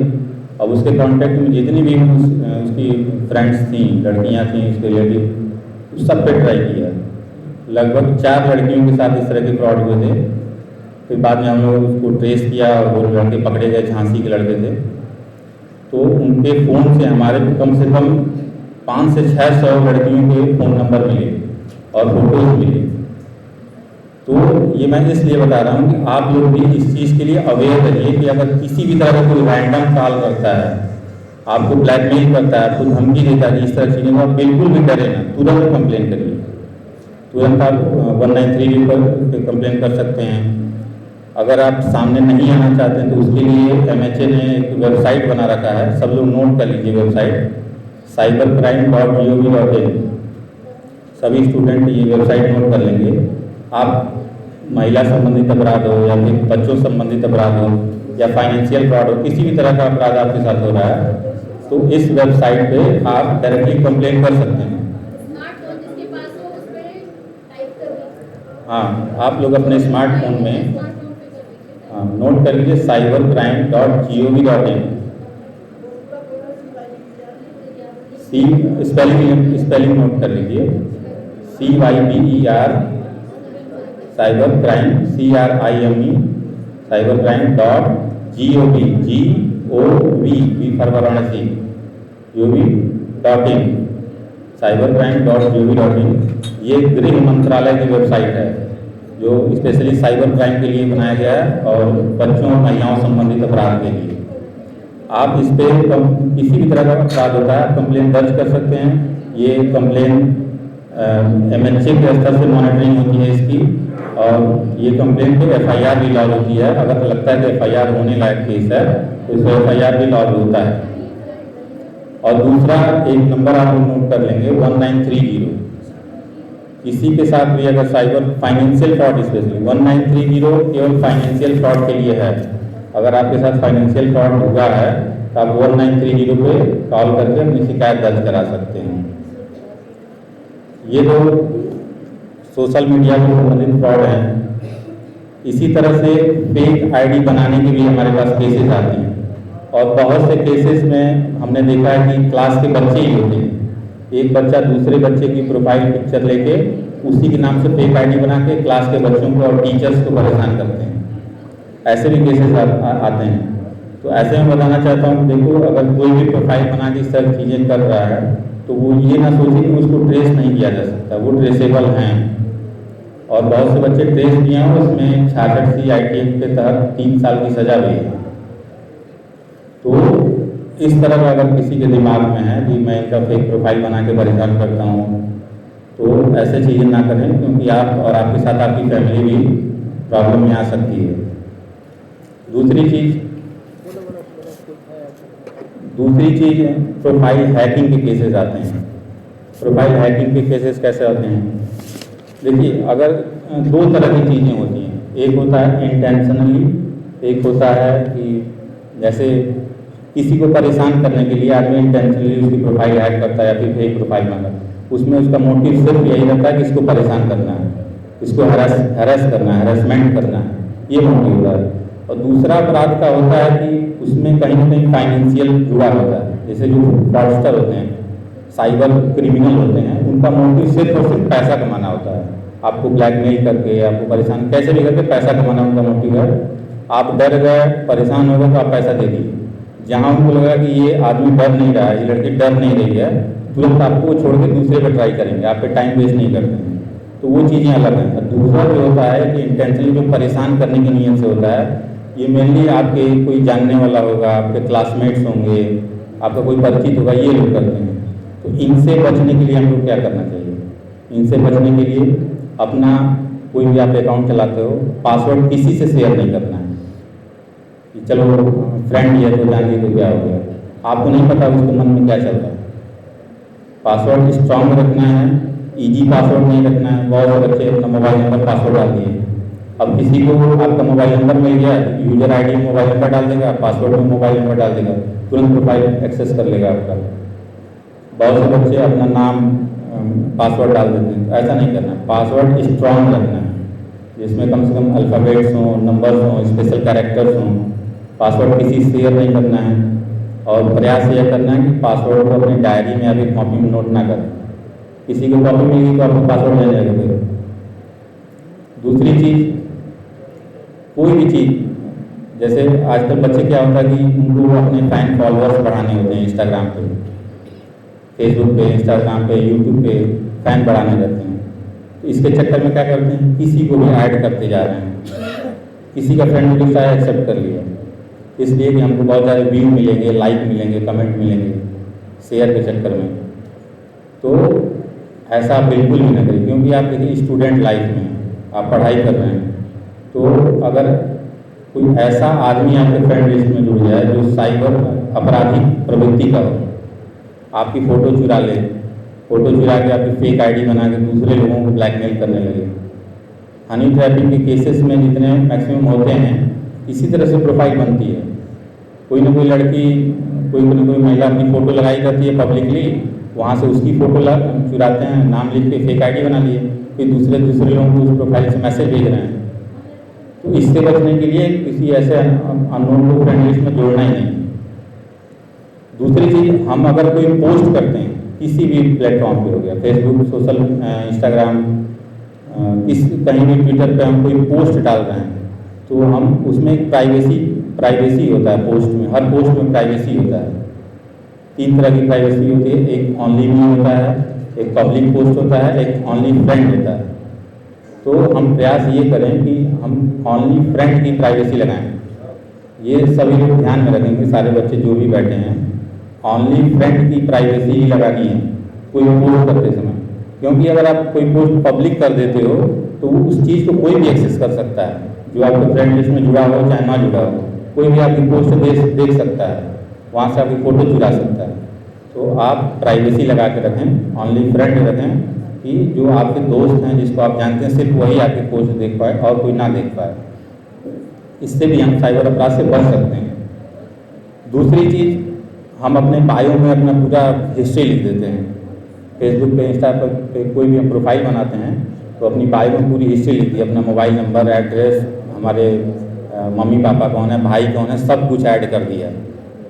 देखिए फ्रॉड कैसे होता है, डाटा से होता है। अगर किसी के पास आपका पर्सनल डाटा पहुंच गया तो वो आपके साथ फ्रॉड कर सकता है। ये चीज़ क्या है? डाटा है, आपकी पर्सनल डाटा है।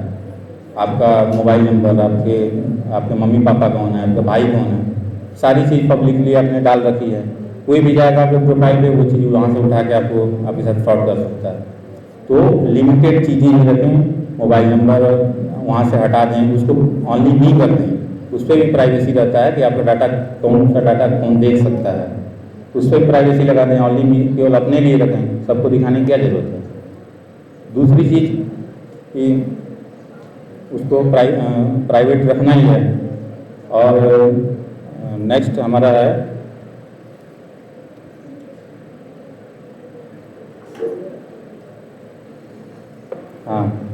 जैसे हम पोस्ट डालते हैं तो हम प्रयास ये करें कि हम पर्सनल पिक्चर्स अपनी ना लगाएं।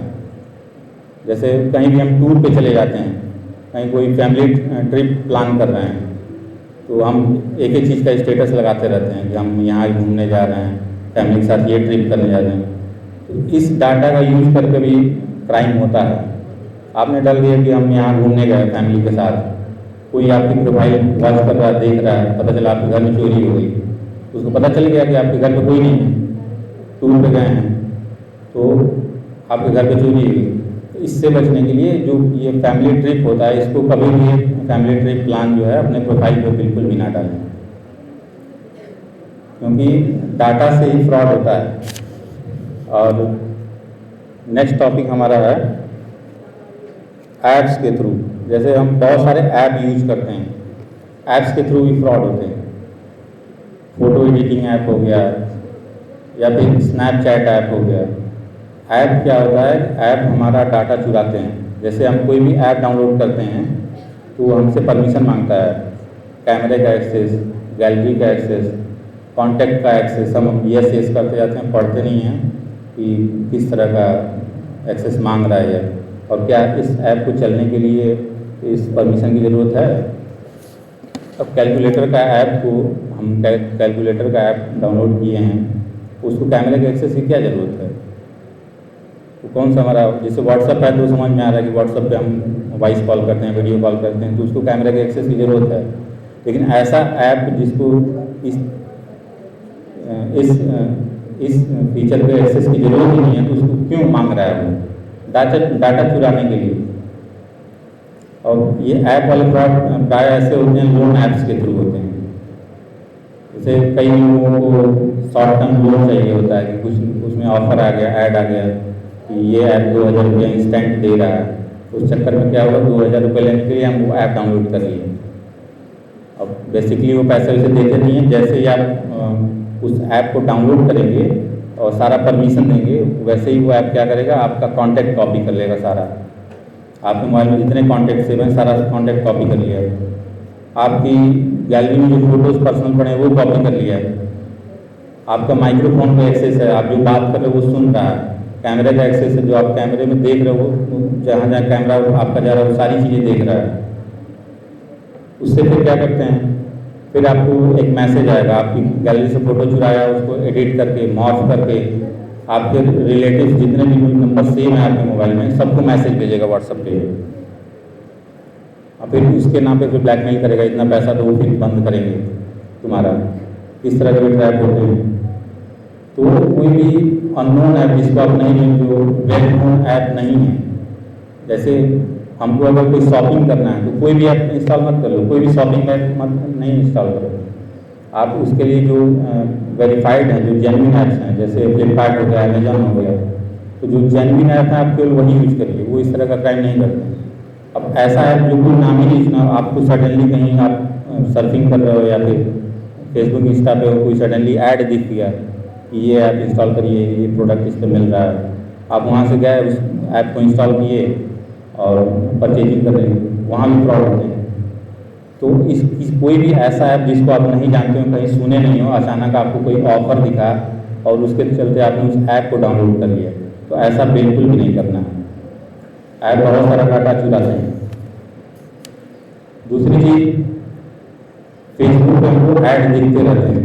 जैसे बहुत से लोग हैं वो कोई सामान, सूट हो गया, साड़ी हो गया, तो आपको सस्ते दामों पे कोई ना कोई ऐड दिखता रहेगा कि सस्ते दामों में ये चीज़ खरीदो। तरह तरह के ऐड फेसबुक पे आते रहते हैं। उसमें से 95% ऐड फेक होते हैं। वो कोई फ्रॉडस्टर ऐड डाल रखा है आपको ट्रैक करने के लिए। तो फेसबुक पे किसी भी ऐड के थ्रू क्लिक नहीं करना है, कोई ऑफर देख के। दूसरी चीज़, ये जो हम कुरियर से सामान मंगाते हैं वहाँ भी फ्रॉड होता है। जैसे हम कहीं शॉपिंग किए, अमेजोन पे, फ्लिपकार्ट पे कहीं शॉपिंग किए, कुछ हमारा डिलीवरी का इशू आ गया, टाइम डिले हो गया, इतने तारीख को डिलीवरी होने वाली थी, एक दिन डिले हो गया, तो हम क्या करते हैं, गूगल से कस्टमर केयर का नंबर निकालते हैं कि अभी तक मेरा प्रोडक्ट आया क्यों नहीं। गूगल सबसे बड़ा ट्रैक है। जो लोग हर चीज़ का सलूशन गूगल पे खोजते हैं, मैक्सिमम लोग ट्रैक में आ जाते हैं कहीं ना कहीं। कुछ भी प्रॉब्लम हो गया तुरंत गूगल पे चले गए। ये हमारा प्रोडक्ट अभी तक नहीं आया, गूगल से कस्टमर केयर का नंबर निकाले, फ्लिपकार्ट का, अमेजन का। स्कैमर को पता है कि आदमी की मेंटेलिटी क्या है, आदमी को कोई जरूरत होती है गूगल पे जाता है, तो वो क्या करते हैं कि फेक कस्टमर केयर का नंबर बना के उसको स्पॉन्सर्ड करके, गूगल एडसेंस के थ्रू स्पॉन्सर्ड करके गूगल पे डाल देते हैं। तो गूगल क्या करता है, गूगल को पैसा मिला है तो जिस ऐड का पैसा मिला वो पहले दिखाएगा। तो जैसे ही आपने कस्टमर केयर का नंबर खोजा, तुरंत आपको ऊपर सबसे पहले उनका ऐड वाला जो पड़ा था कस्टमर केयर का नंबर वो दिखता है। और हम बिना कुछ सोचे समझे पहले जो ऊपर दिखेगा उस पर क्लिक किए, गए, बात किए, फ्रॉड हो गया हमारे साथ। वो बोला कि हमारा ये 5 रुपये का सर्विस चार्ज है, ये ऐप डाउनलोड करिए, मैं लिंक भेज रहा हूँ, उस पर 5 रुपये पेमेंट करिए, आपका प्रोडक्ट डिलीवर हो जाएगा नेक्स्ट डे। हम करते हैं, हम लोग सब फ्रॉड हो जाता है। तो कभी भी किसी भी कस्टमर केयर का नंबर गूगल पे हमको नहीं सर्च करना है। किसी भी कस्टमर केयर का नंबर चाहिए, हम उसके ऑफिशियल वेबसाइट पे जाना हमको सबसे पहले। ऑफिशियल वेबसाइट पे जाइए, वहाँ कॉन्टैक्ट अस का ऑप्शन होता है, वहाँ कॉन्टैक्ट अस में जाकर उस वेबसाइट का, उस कंपनी का हमको कस्टमर केयर का नंबर मिल सकता है।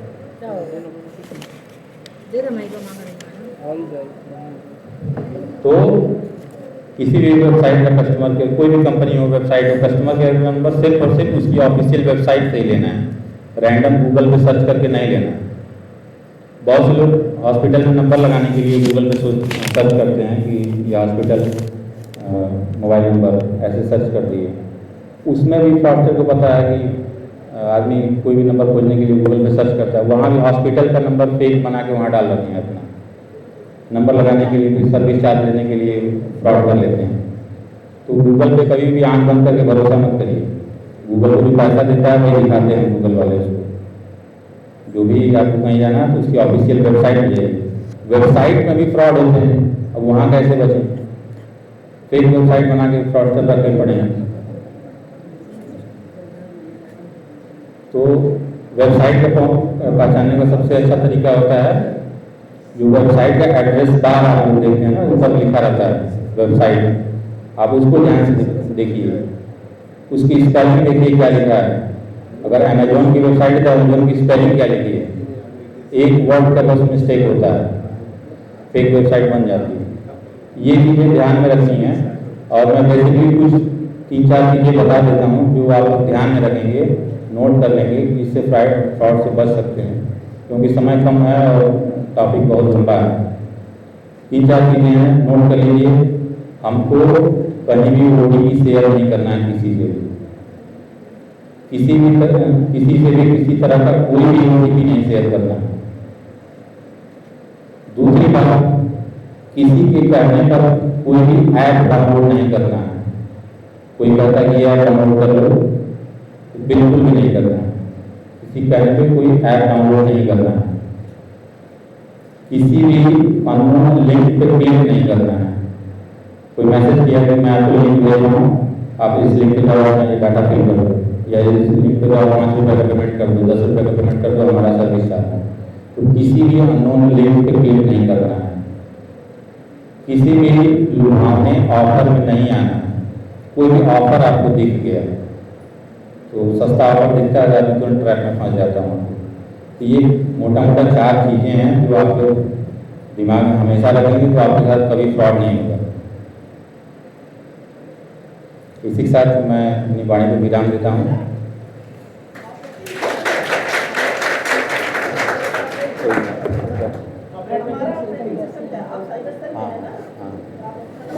अगर देखिए, अगर किसी के साथ किसी भी तरह का साइबर फ्रॉड हो जाता है, साइबर फ्रॉड हो गया या फिर महिला संबंधित कोई अपराध हो गया जो साइबर से संबंधित हो, तो साइबर फ्रॉड की शिकायत करने के लिए पहला साइबर क्राइम की वेबसाइट जो मैंने आपको बताई, cybercrime.gov.in, ये वेबसाइट आप लोग नोट कर लें, इस पर कर सकते हैं। दूसरा, अगर फाइनेंशियल फ्रॉड हो तो 1930 पे कर सकते हैं। तीसरा, हर थाने पे साइबर हेल्प डेस्क बना हुआ है। अगर आपको कहीं कुछ समझ नहीं आ रहा, आप तत्काल अपने नज़दीकी थाने पर जाएं और वहाँ साइबर हेल्प डेस्क पे आपको सारी सूचनाएं मिलेंगी कैसे क्या करना है। चौथा, हमारे साइबर सेल का आप नंबर नोट कर लीजिए, जो किसी भी तरह की कभी भी कोई समस्या आती है आपके साथ तो आप बिल्कुल फ़ोन करके हमसे शिकायत कर सकते हैं। और हमारा साइबर सेल का ऑफिस पुलिस लाइन कैंपस में है, आप विजिट कर लीजिएगा। नंबर नोट कर लें लोग, 7839 856954, ये साइबर सेल का नंबर है। 7839 856954। किसी भी तरह का साइबर संबंधित अपराध होता है, आप इस नंबर पर भी संपर्क कर सकते हैं। और उसमें आप अगर फाइनेंशियल फ्रॉड है तो तत्काल फोन पे या शिकायत दर्ज करके जो हमारी प्रोग्रामिंग है अपना कर लेते हैं। और नेक्स्ट डे आपको जो टाइम मिले आप आके एक रिटन कंप्लेन देना होता है साइबर सेल में, तो आप नेक्स्ट डे भी आके दे सकते हैं। अगर सोशल मीडिया से संबंधित फ्रॉड है तो आप डायरेक्ट साइबर सेल आइए, हमको एक रिटन कंप्लेन दीजिए जो भी आपकी समस्या है। आपकी पहचान गोपनीय रखते हुए हम लोग पूरी कार्रवाई करते हैं। BHU वाले केस में कोई FIR लिखवाने के लिए तैयार नहीं हो रहा था। लड़की समाज के डर और परिवार के डर हमारे सामने नहीं आ रही थी। BHU प्रशासन भी नहीं दिया है। हम लोग ने स्वतः संज्ञान लेकर क्रिमिनल्स को ट्रेस के पूरी तरह से ट्रेस करने के बाद पकड़ लिए वहाँ जाकर की CP साहब का उसमें सहयोग था। पकड़ने के बाद FIR दर्ज हुआ था। तो महिला संबंधित मामलों में हमारा पुलिस प्रशासन और मैम बहुत हेल्पी रहती हैं। कोई भी केस होता है हम लोग मैम के सहयोग में हमेशा रहते हैं। तो आप लोग बिल्कुल भी ना घबराएं और ना ही परेशान हो, तुरंत शिकायत करें बिना डरे।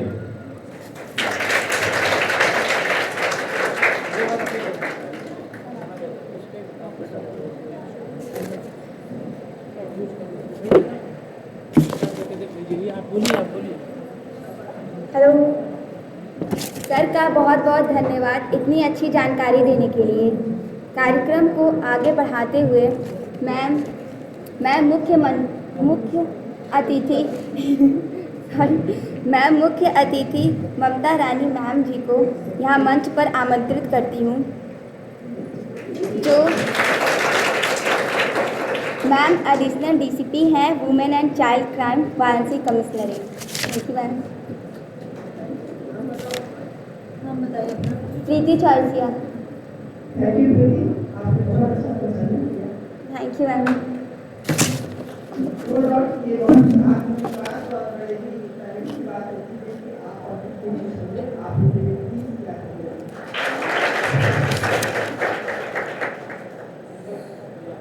वाराणसी कॉलेज के प्रिंसिपल महोदय,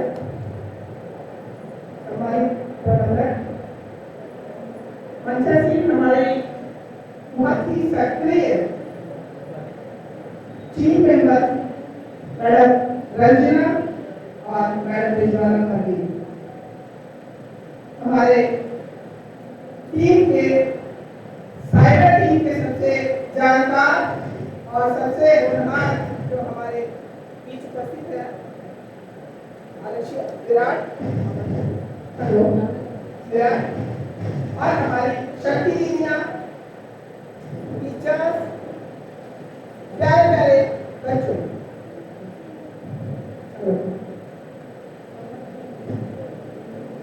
निश्चित तौर पे जो हम उद्देश्य लेके आज यहाँ पहुंचे हैं वो आप सभी लाभान्वित हुए होंगे, मेरा ऐसा विश्वास है, क्योंकि हमारी जो मैडम ने जेंडर सेंसिटाइजेशन के तहत आपको जेंडर सेंसिटाइजेशन की कैसे मेल फीमेल और क्या समाज की स्थिति है उसको बताया। वही हमारी रंजना मैम ने आपको साइबर क्राइम को लेके फ्रॉड कौन कर सकता है कौन नहीं कर सकता है, तो निश्चित तौर पे हम तरीके से आप लोगों का धन्यवाद करते हैं कि आप लोगों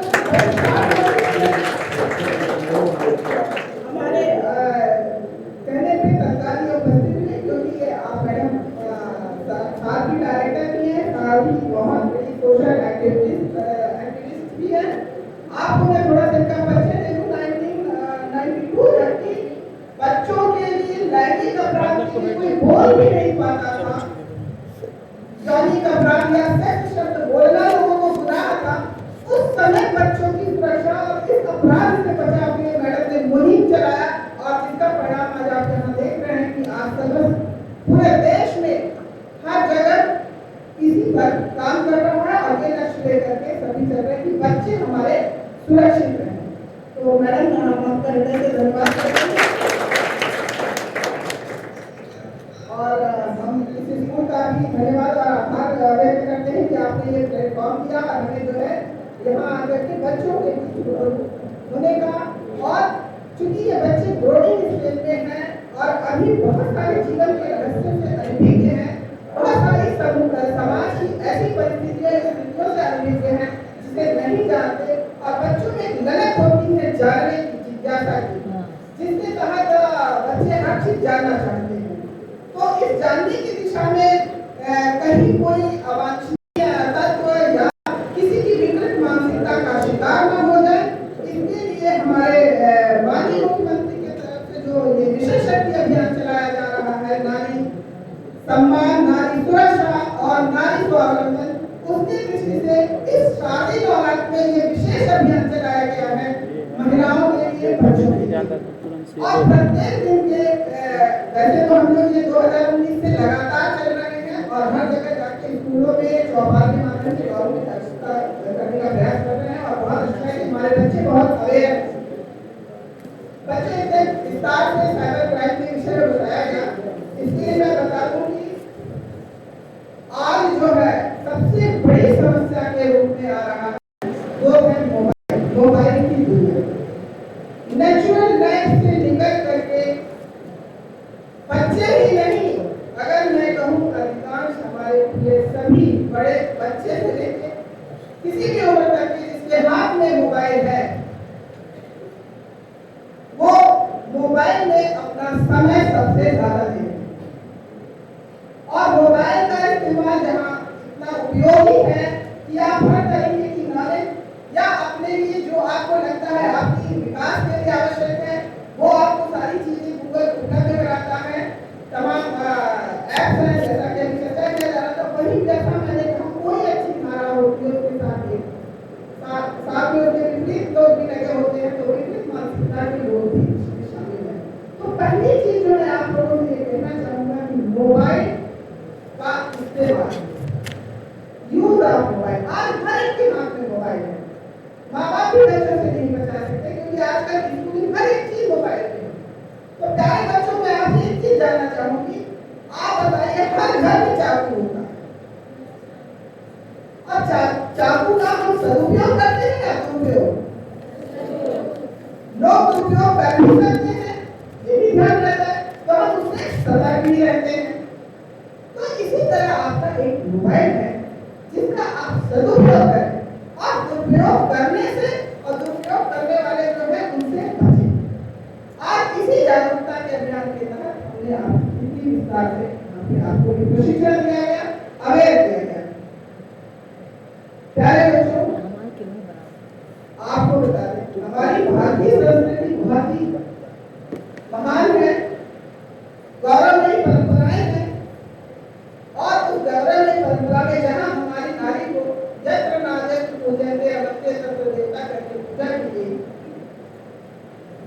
विदेशियों में आपने नाम सुने होंगे, गांधी या पाला घोषा मैत्री, किंतु देश काल परिस्थिति के अनुसार जो बदलता परिवेश मिला, एक समय ऐसा आया कि नारी का जन्म लेना भी दुरूह था।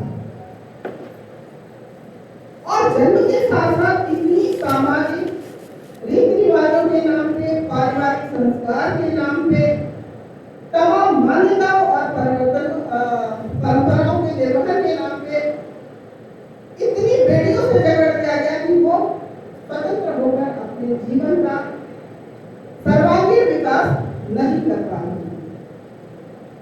और जिसके कारण आपको बताया, आपने बहुत सारी हमारी सामाजिक कुरीतियां, सामाजिक समस्याएं सुनी होंगी। जैसे एक जमाना था जब सती प्रथा का बहुत बड़ा मतलब कोड था वो हमारे समाज के लिए, और अच्छी स्थिति नहीं जानते हुए कुछ प्रगतिशील लोगों के द्वारा उसके लिए जागरूकता किया गया और उसका विरोध किया। इसी प्रकार विवाह प्रथा है, या आगे आने वाले समय में आपने जैसा मैंने कहा कन्या भ्रूण हत्या है या कन्या का जन्म होना ही लोग गलत मानने लगे थे। तो ये सारी जो मैं आपको बताऊं, आज जो परिवेश है, आप लोकतंत्रात्मक देश में रहते हैं और लोकतंत्र हमारा भारत देश किससे गवर्न होता है? संविधान से।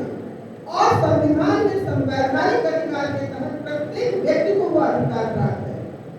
प्रत्येक व्यक्ति मतलब first gender, second gender and third gender, वहां कोई डिस्क्रिमिनेशन नहीं है।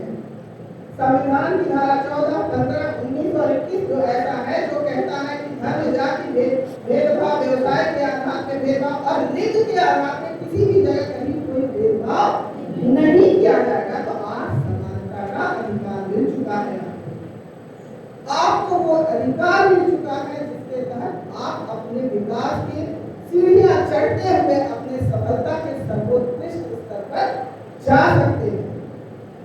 अभी भी शिक्षा हमारे कुछ पारिवारिक और सामाजिक परिवेश ऐसे हैं उन जगह पे जहाँ पे ये चीजें पहुंच नहीं पाई हैं, और हमारी महिलाएं आज भी चाहे परिवार में हो चाहे समाज में हो, उन बुराइयों के नाते प्रताड़ित होती है। बच्चियों को पढ़ने नहीं जाने दिया जाता, आज भी कुछ जगह है आपकी संख्या कम हो गई है, फिर भी अभी बहुतायत सोच में परिवर्तन नहीं आया है।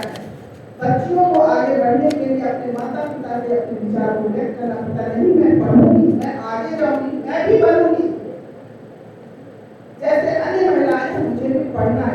माता पिता सामाजिक दबावश या अपनी एक पारंपरिक सोच के तहत, चूंकि हमारा समाज सत्तात्मक समाज है, हमारा समाज पुरुष प्रधान परिवार की सत्तात्मक है और समाज जो है पुरुष प्रधान समाज रहा है, वो रहा है, अब दौर बदल चुका है। तो निश्चित तौर पे हमारे यहाँ जो शासकीय और प्रशासकीय योजनाएं हैं उसमें बच्चियों के शिक्षा, स्वास्थ्य और सुरक्षा को लेकर के सर्वाधिक बल दिया जा रहा है। शासन ने बहुत सारी योजनाएं चलाई हैं, चाहे वह कन्या सुमंगला योजना हो, बच्चों की जन्म को लेकर के, उसके बाद सुरक्षा योजना हो, मतलब बच्ची अगर लेडी प्रेग्नेंट होती है उस समय से लेके अगर बच्ची पैदा हो जाती है तो उसके शिक्षा, स्वास्थ्य एवं उच्च शिक्षा के लिए भी और इससे भी आगे बढ़कर उसके शादी के लिए भी जो माता पिता बच्चों की शादी करते उनके लिए भी व्यवस्था की गई है। सिर्फ इसलिए ये बच्चियों का स्तर क्योंकि महिलाएं हमारी पूरी दुनिया की आधी आबादी है, आधी आबादी होने के नाते और कहीं कोई अंतर नहीं है। प्रकृति ने इस दुनिया में सबको विशेष गुणों के साथ ही पैदा किया है, किसी को पैदा नहीं किया। बौद्धिक, शारीरिक, मानसिक, भावनात्मक क्षमताएं सभी के बराबर होती, चाहे वह फर्स्ट जेंडर हो, सेकंड जेंडर हो, थर्ड जेंडर हो। अलग अलग हो सकती हैं, कमतर या उच्चतर नहीं है। तो पहली एक भावना की औरत इस मामले में कम है, मैं ज्यादा हूँ, या आदमी इस मामले में कम है, पुरुष या मैं ज्यादा हूँ इस मामले में, ये सोचना पूरी तरह गलत है। स्थिति जाति की सारी क्षमता होने के बावजूद, सारी प्रतिभा और योग्यता होने के बावजूद नारियों का आगे बढ़ पाना नहीं संभव हुआ। इसके पीछे क्या था? मेन रीजन था अपॉर्चुनिटी, अवसर ही नहीं था, आगे बढ़ने का उनके पास अवसर ही नहीं था। इसके अलावा की है फाइनेंशियल पोजीशन, उनके पास पूरी आर्थिक क्षमता भी नहीं थी। तो आज दौर बदला है, सोच बदला है। जितनी सामाजिक बुराइयां, जितनी ही सामाजिक समस्याएं हमारे समाज में दिख रही थी महिलाओं और बच्चों को लेकर के, उन सभी के लिए विशेष अधिनियम बने हैं, विशेष कानून बन चुके हैं, जिसे आप लोगों तक पहुंचाना हम सबकी एक नैतिक और प्रशासनिक जिम्मेदारी बनती है। और इसी जिम्मेदारी के तहत मैं आपको बता दूं, बच्चों के लिए जो विशेष कानून बना है, वो विशेष कानून क्या कहता है, अभी बताया गया था। वो विशेष कानून 18 साल से कम उम्र के बच्चों के लिए जो कानून बना है, उनके साथ कोई सेक्सुअल ऑफेंस होता है, बहुत ही कठोर कानून है। वो कानून क्या कहलाता है, POCSO, protection of children from sexual offence. क्योंकि लड़कियों के लिए अगर समाज में देखेंगे तो सबसे ज्यादा समस्या लैंगिक उत्पीड़न का ही अगर रेशियो निकाला जाए तो वो ज्यादा दिखता है। तो इसी समस्या को कल तक जब हमारी आईपीसी से आईपीसी थी, तो आईपीसी में बच्चों को लेकर कोई ऐसा विशेष प्रावधान नहीं था, लेकिन आए दिन बच्चों की घटनाओं को लेकर के घटनाएं होने लगी। आप लोगों ने सब सुनने गए हो कि आपने निर्भया कांड भी सुना होगा। तो ये सारी स्थितियों परिस्थितियों को सोच समझ करके 2012 में आया पॉक्सो एक्ट। ये जेंडर न्यूट्रल एक्ट है। ये क्या है, जेंडर न्यूट्रल एक्ट है। इसमें चाहे वो फर्स्ट जेंडर हो, सेकंड जेंडर हो और थर्ड जेंडर हो, इसके साथ कोई सेक्सुअल ऑफेंस करता है तो वो क्राइम है और 3 साल से लेकर मृत्यु दंड तक का इसमें प्रावधान है।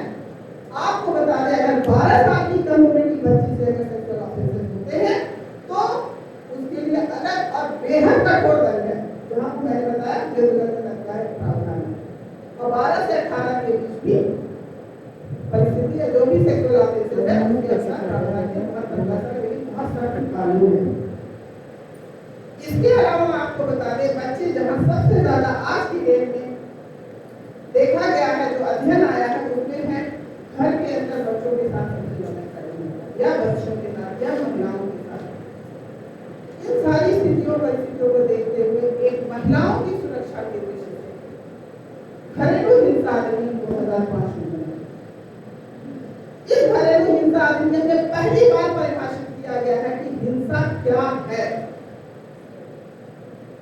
अभी तक हिंसा महिला हिंसा ये सारी बातें होती थी, महिला अपराध, लेकिन है क्या, किसको आप कहेंगे, ये पहली बार इसमें बताया गया है।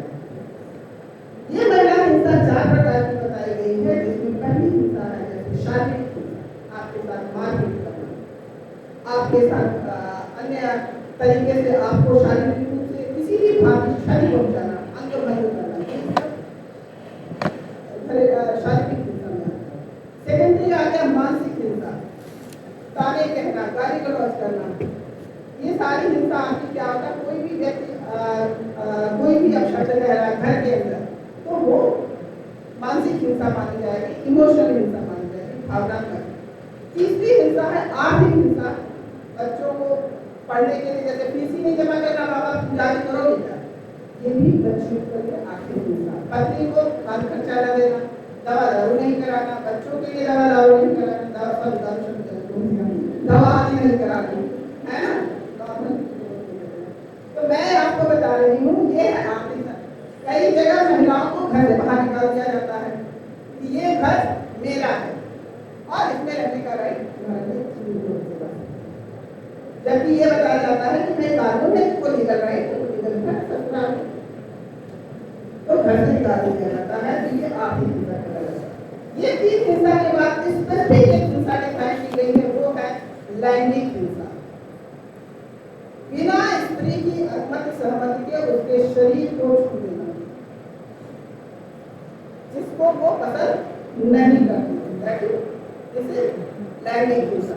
तो ये 4 प्रकार की हिंसा घरेलू हिंसा अधिनियम बनाया गया है। और इस घरेलू अधिनियम में घर के परिसर के अंदर जो महिलाएं हैं, जो बच्चियां हैं, चाहे वो माँ रूप में हो, पत्नी रूप में हो, बहन रूप में हो, बेटी रूप में हो, किसी भी रूप में हो, घर के परिसर के अंदर अगर इन चारों प्रकार की प्रताड़ना की जा रही है तो वो बना रही है।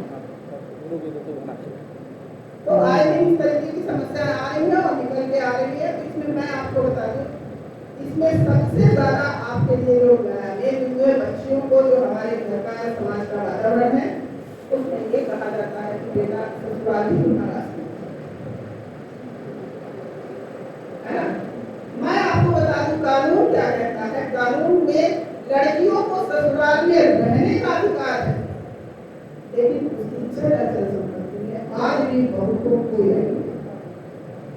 तो आप सोचिए फाइनेंशियली अगर कोई लेडी घर से निकाल दी जा रही है या उसके बच्चे की परवरिश प्रॉपर नहीं कर रही है और घरवाली में उसने समझ नहीं करी तो बच्चे का पालन पोषण कैसे करे, अपना कैसे करे, कहाँ रहे, कौन सी छत है। और लीगल राइट के लिए अगर लीगल फाइट करना है कि साहब वो घर है मेरा लीगल तौर पे, तो उसके लिए भी उसको कहीं रहना पड़ेगा, पैसा चाहिए ना लीगल राइट के लिए।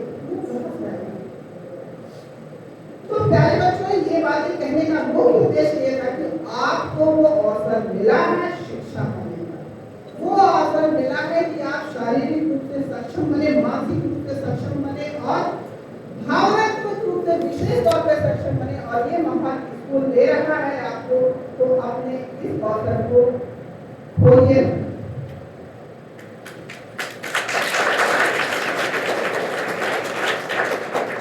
इस अवसर को, इस समय को भरपूर तरीके से अपने विकास में लगा दीजिए, अपने सर्वांगीण विकास में, ताकि कल को सबसे पहले आप आत्मनिर्भर बने। क्योंकि जो नारी सम्मान, नारी सुरक्षा और नारी स्वावलंबन की बात कही जाती है, सम्मान मिलता है विशेष योग्यता से।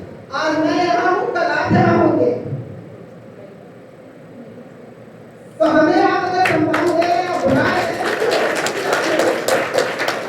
और इसका बेस्ट माध्यम क्या है? शिक्षा। तो आपको ये अवसर मिला। सोचिए कभी लड़कियों को पढ़ने का अधिकार नहीं था, स्कूल घर की दहलीज पार करने का अधिकार था, आज आपको वो अवसर मिला है। ये स्वर्णिम युग है लड़कियों के लिए, महिलाओं के लिए, बच्चियों के लिए। और मेरे घर टीचर से और आपके माता पिता हो तो मैं उनसे भी रिक्वेस्ट करूंगी, नहीं आज आप बता दो, आपको पता है शिक्षा का सबसे सर्वाधिक प्रज्वलित उदाहरण क्या है? आप देखिए बहुत सारी हमारी सशक्त नारियां हमारे देश को लीडर नारी, हमारी माननीय प्रधानमंत्री, हमारे first prime minister lady Kiran Bedi और तमाम अनगिनत महिलाएं, राष्ट्रपति तक हमारी महिलाएं। लेकिन हमारे आपके बीच से ही हमारी भारतीय समाज की आज जो है, आप मुझे बताएं कि रॉकेट विमेन ऑफ इंडिया किसे कहा गया? रॉकेट विमेन चंद्रयान 3 किसे कहा गया? आज चंद्रयान 3 सफल लैंड हो गया, तो उसमें वैज्ञानिक कौन थी जिनको रॉकेट विमेन ऑफ इंडिया कहा गया? श्रीमती रितु दहीकर मैडम। तो सोचिए कहाँ आप क्षमता का क्रम आकलन करते हैं। मैं कह रही हूँ क्षमताएं अलग अलग हो सकती है, कोई कमतर या उच्चतर नहीं। तो सम्मान तभी मिलेगा जब आप अपने की योग्यता प्रतिभा पहचानेंगे और उतनी ही दृढ़ता के साथ, उतनी ही विलपाव के साथ आप अपने विकास के लिए लगेंगे। क्यों? क्योंकि माता, पिता, भाई, बहन, गुरु, परिजन, विद्यालय जो भी है सिर्फ मीडियम मात्र है। बेस्ट मीडियम आपको मिला हुआ, इस मीडियम में आपको अपने पैरों से चल करके इसको आगे बढ़ाना है। खुद को चलते, शुरुआत खुद से होगी। जब आप अपने पैरों में ताकत लाएंगे और वो सफलता हासिल करेंगे जो आप चाहते हैं, तो सबसे पहली चीज कि आप अपना एक लक्ष्य निर्धारित करें और उस लक्ष्य को निर्धारित करने में जो समय आप मोबाइल में दे रहे हैं वो अपने आप को दीजिए, अपने स्वास्थ्य को दीजिए, अपने मेंटल हेल्थ को।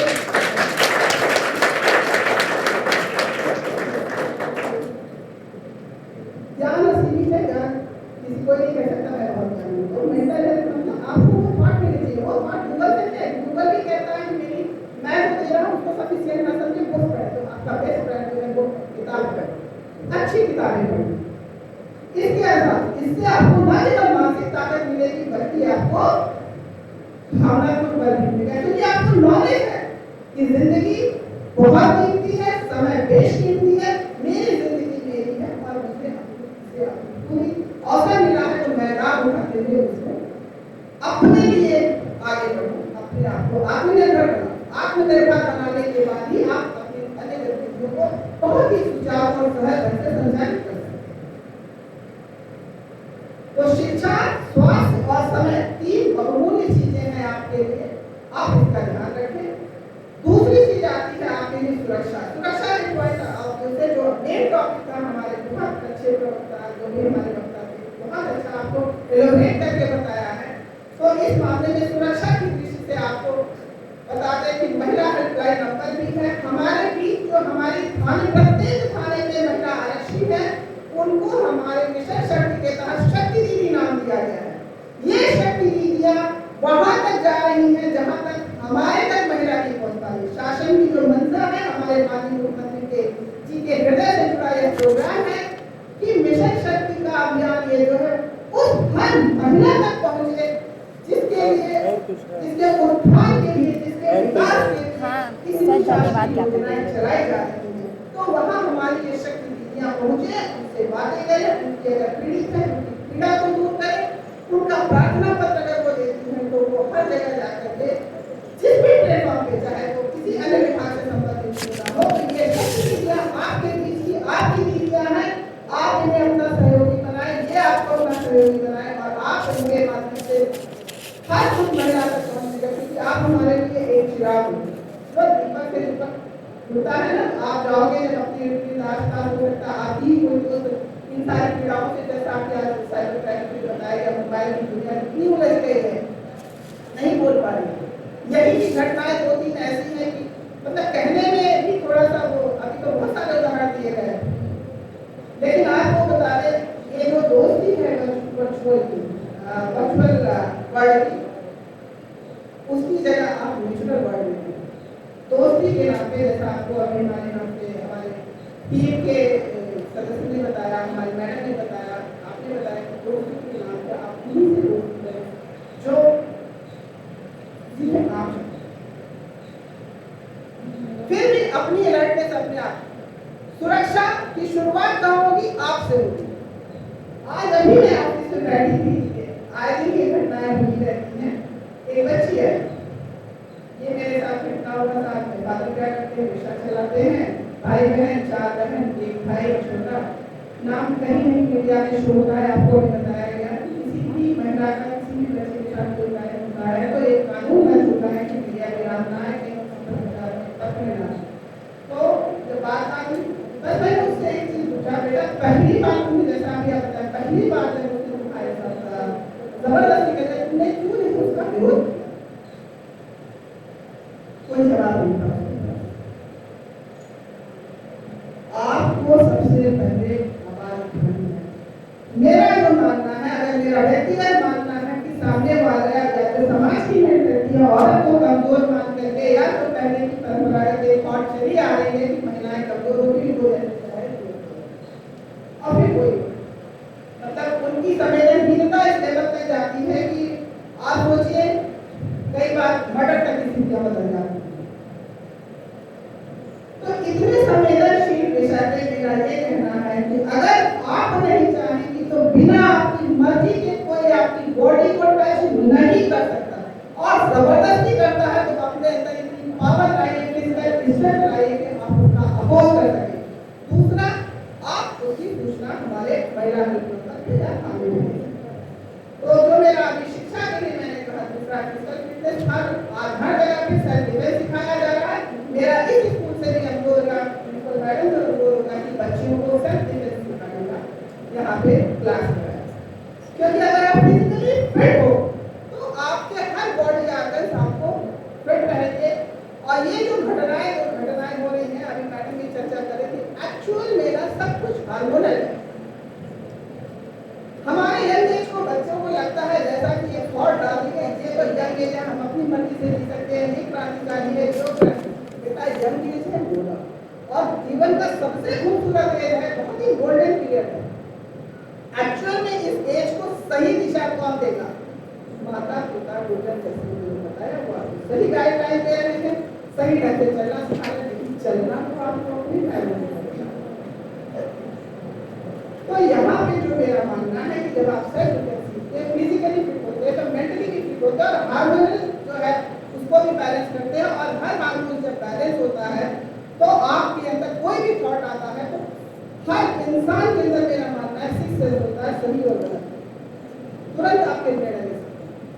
और जब आपके अंदर इतना कॉन्फिडेंस आएगा तो बच्चियां निश्चित तौर पे उनके साथ कभी हो ही नहीं सकती। दुर्भाग्यवश अगर हो जाए तो फिर ये सिचुएशन नहीं है आपके पास सुरक्षा के लिए पूरे कानून है, पूरे प्लेटफॉर्म है, हम आपके गार्जियन है, हमारी पूरी टीम गार्जियन है, पूरा पुलिस विभाग है, अन्य विभाग भी है। तो बच्चों, मेरा जो मानना है कि आप physically fit, mentally fit, emotional fit, then आपको जो स्वावलंबन की बात कही गई है जहाँ पे कि आपको वो अवसर है कि आप अपने आप को शिक्षा और स्वास्थ्य के माध्यम से विकास की नसीहत प्राप्त करते हैं, आत्मनिर्भर बने, आर्थिक रूप से मजबूत बने। ये जो परंपरागत सोच की मानसिक गुलामी है उसको हटाना पड़ेगा।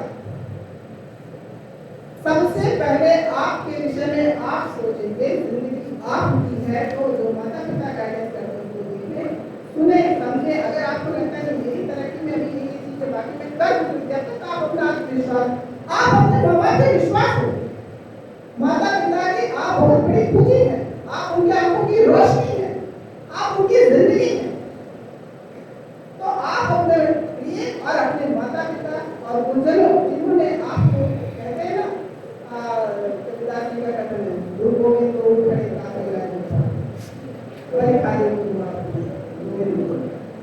तो गुरु माता पिता उनकी प्रत्येक व्यक्ति के जीवन में रहती भूमिका।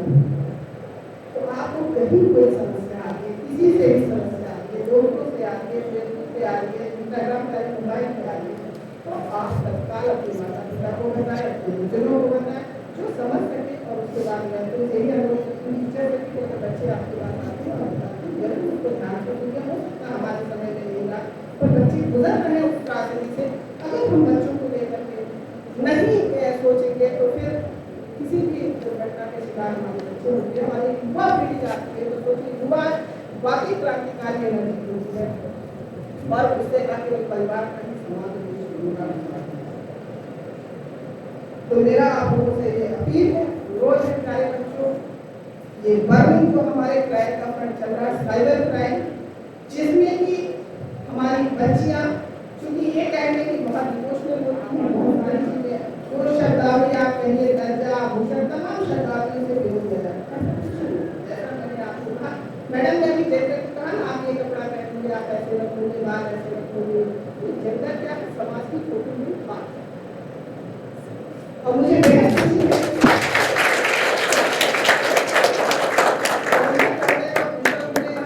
बहुत अच्छी है।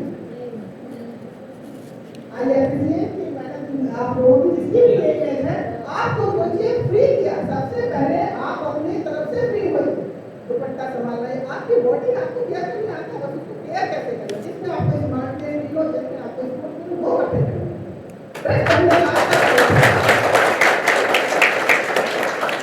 तो आज वो अवसर मिला है अनगिनत लड़ाइयों के बाद, और मुझे बेहद खुशी हुई कि स्कूल में जो है आपको ये ड्रेस दिया गया। मैं छोटा सा अपना व्यक्तिगत अनुभव है, मेरी बच्ची है, मेरी 2 बेटी है, और छोटी बच्ची शुरू से वो आज भी हो जाती है तो बॉयज का ही पहन जाती है, उसमें बिल्कुल है मैं जिसमें जाऊँ पहनूँ, और जिसमें मुझे लगता है कि मैं एनर्जेटिक और स्मार्ट फील करूँगा, मैं वो कपड़ा पहनूँगा। तो जब कभी मान लो मैं तुम्हें भी और नहीं लगेगा, लोगों को भी देखने में और नहीं लगेगा। बेसिकली आप गर्ल हो तो थोड़ा सा दोनों ड्रेस मैंने खरीद रखा है। तो कहते हो कि जिस दिन मैं ड्रेस पहन जाती हूँ सब लोग परेशान हो जाते हैं, मुझे तो पहचान नहीं होगा, तो अच्छी नहीं लगती हो तो उसी ड्रेस में अच्छी लगती है। तो खैर सब कुछ जो है ना थॉट में, आप थॉट को मजबूत बनाएं। आपकी थॉट अगर मजबूत है, जैसे आपको भूख लगेगा, अगर आपके अंदर मॉरल वैल्यूज है, आपके अंदर एक थॉट प्रोसेस का एक स्ट्रॉन्ग थॉट है, विल पावर है, तो निश्चित बताइए भूख लगेगी तो आप क्या चोरी करेंगे? अपनी खुददारी, अपनी स्वाभिमान के साथ कहीं से भी कुछ भी मेहनत करके खाना चाहिए। तो जब हम भोग कर सकते हैं और ईमानदारी के साथ अपने आप का जीवन निर्माण कर सकते हैं, तो ये जो आप देखते हैं सेक्सुअल ऑफेंसेस या जो होता है इमोशनली हम किसी पे डिपेंडेंट इस लेवल पे हो जाते हैं जिसके बिना मेरी जिंदगी अनर्थ या निरर्थक लगने लगती है। तो ये कहाँ तक दक्षिण में भी एक घटना ऐसी हुई है जो मोबाइल के कारण और माँ बाप भी बहुत दोनों नाबालिग बच्चे। तो ये एक ऐसी को बहुत बुरा करना चाहती है, बहुत आते हैं कहीं किसी की गलत में गलत विचारों के या गलत संगति चीजों में फंस करके असमय को काल के काल में समा जाती है। ये हम सबको होनी चाहिए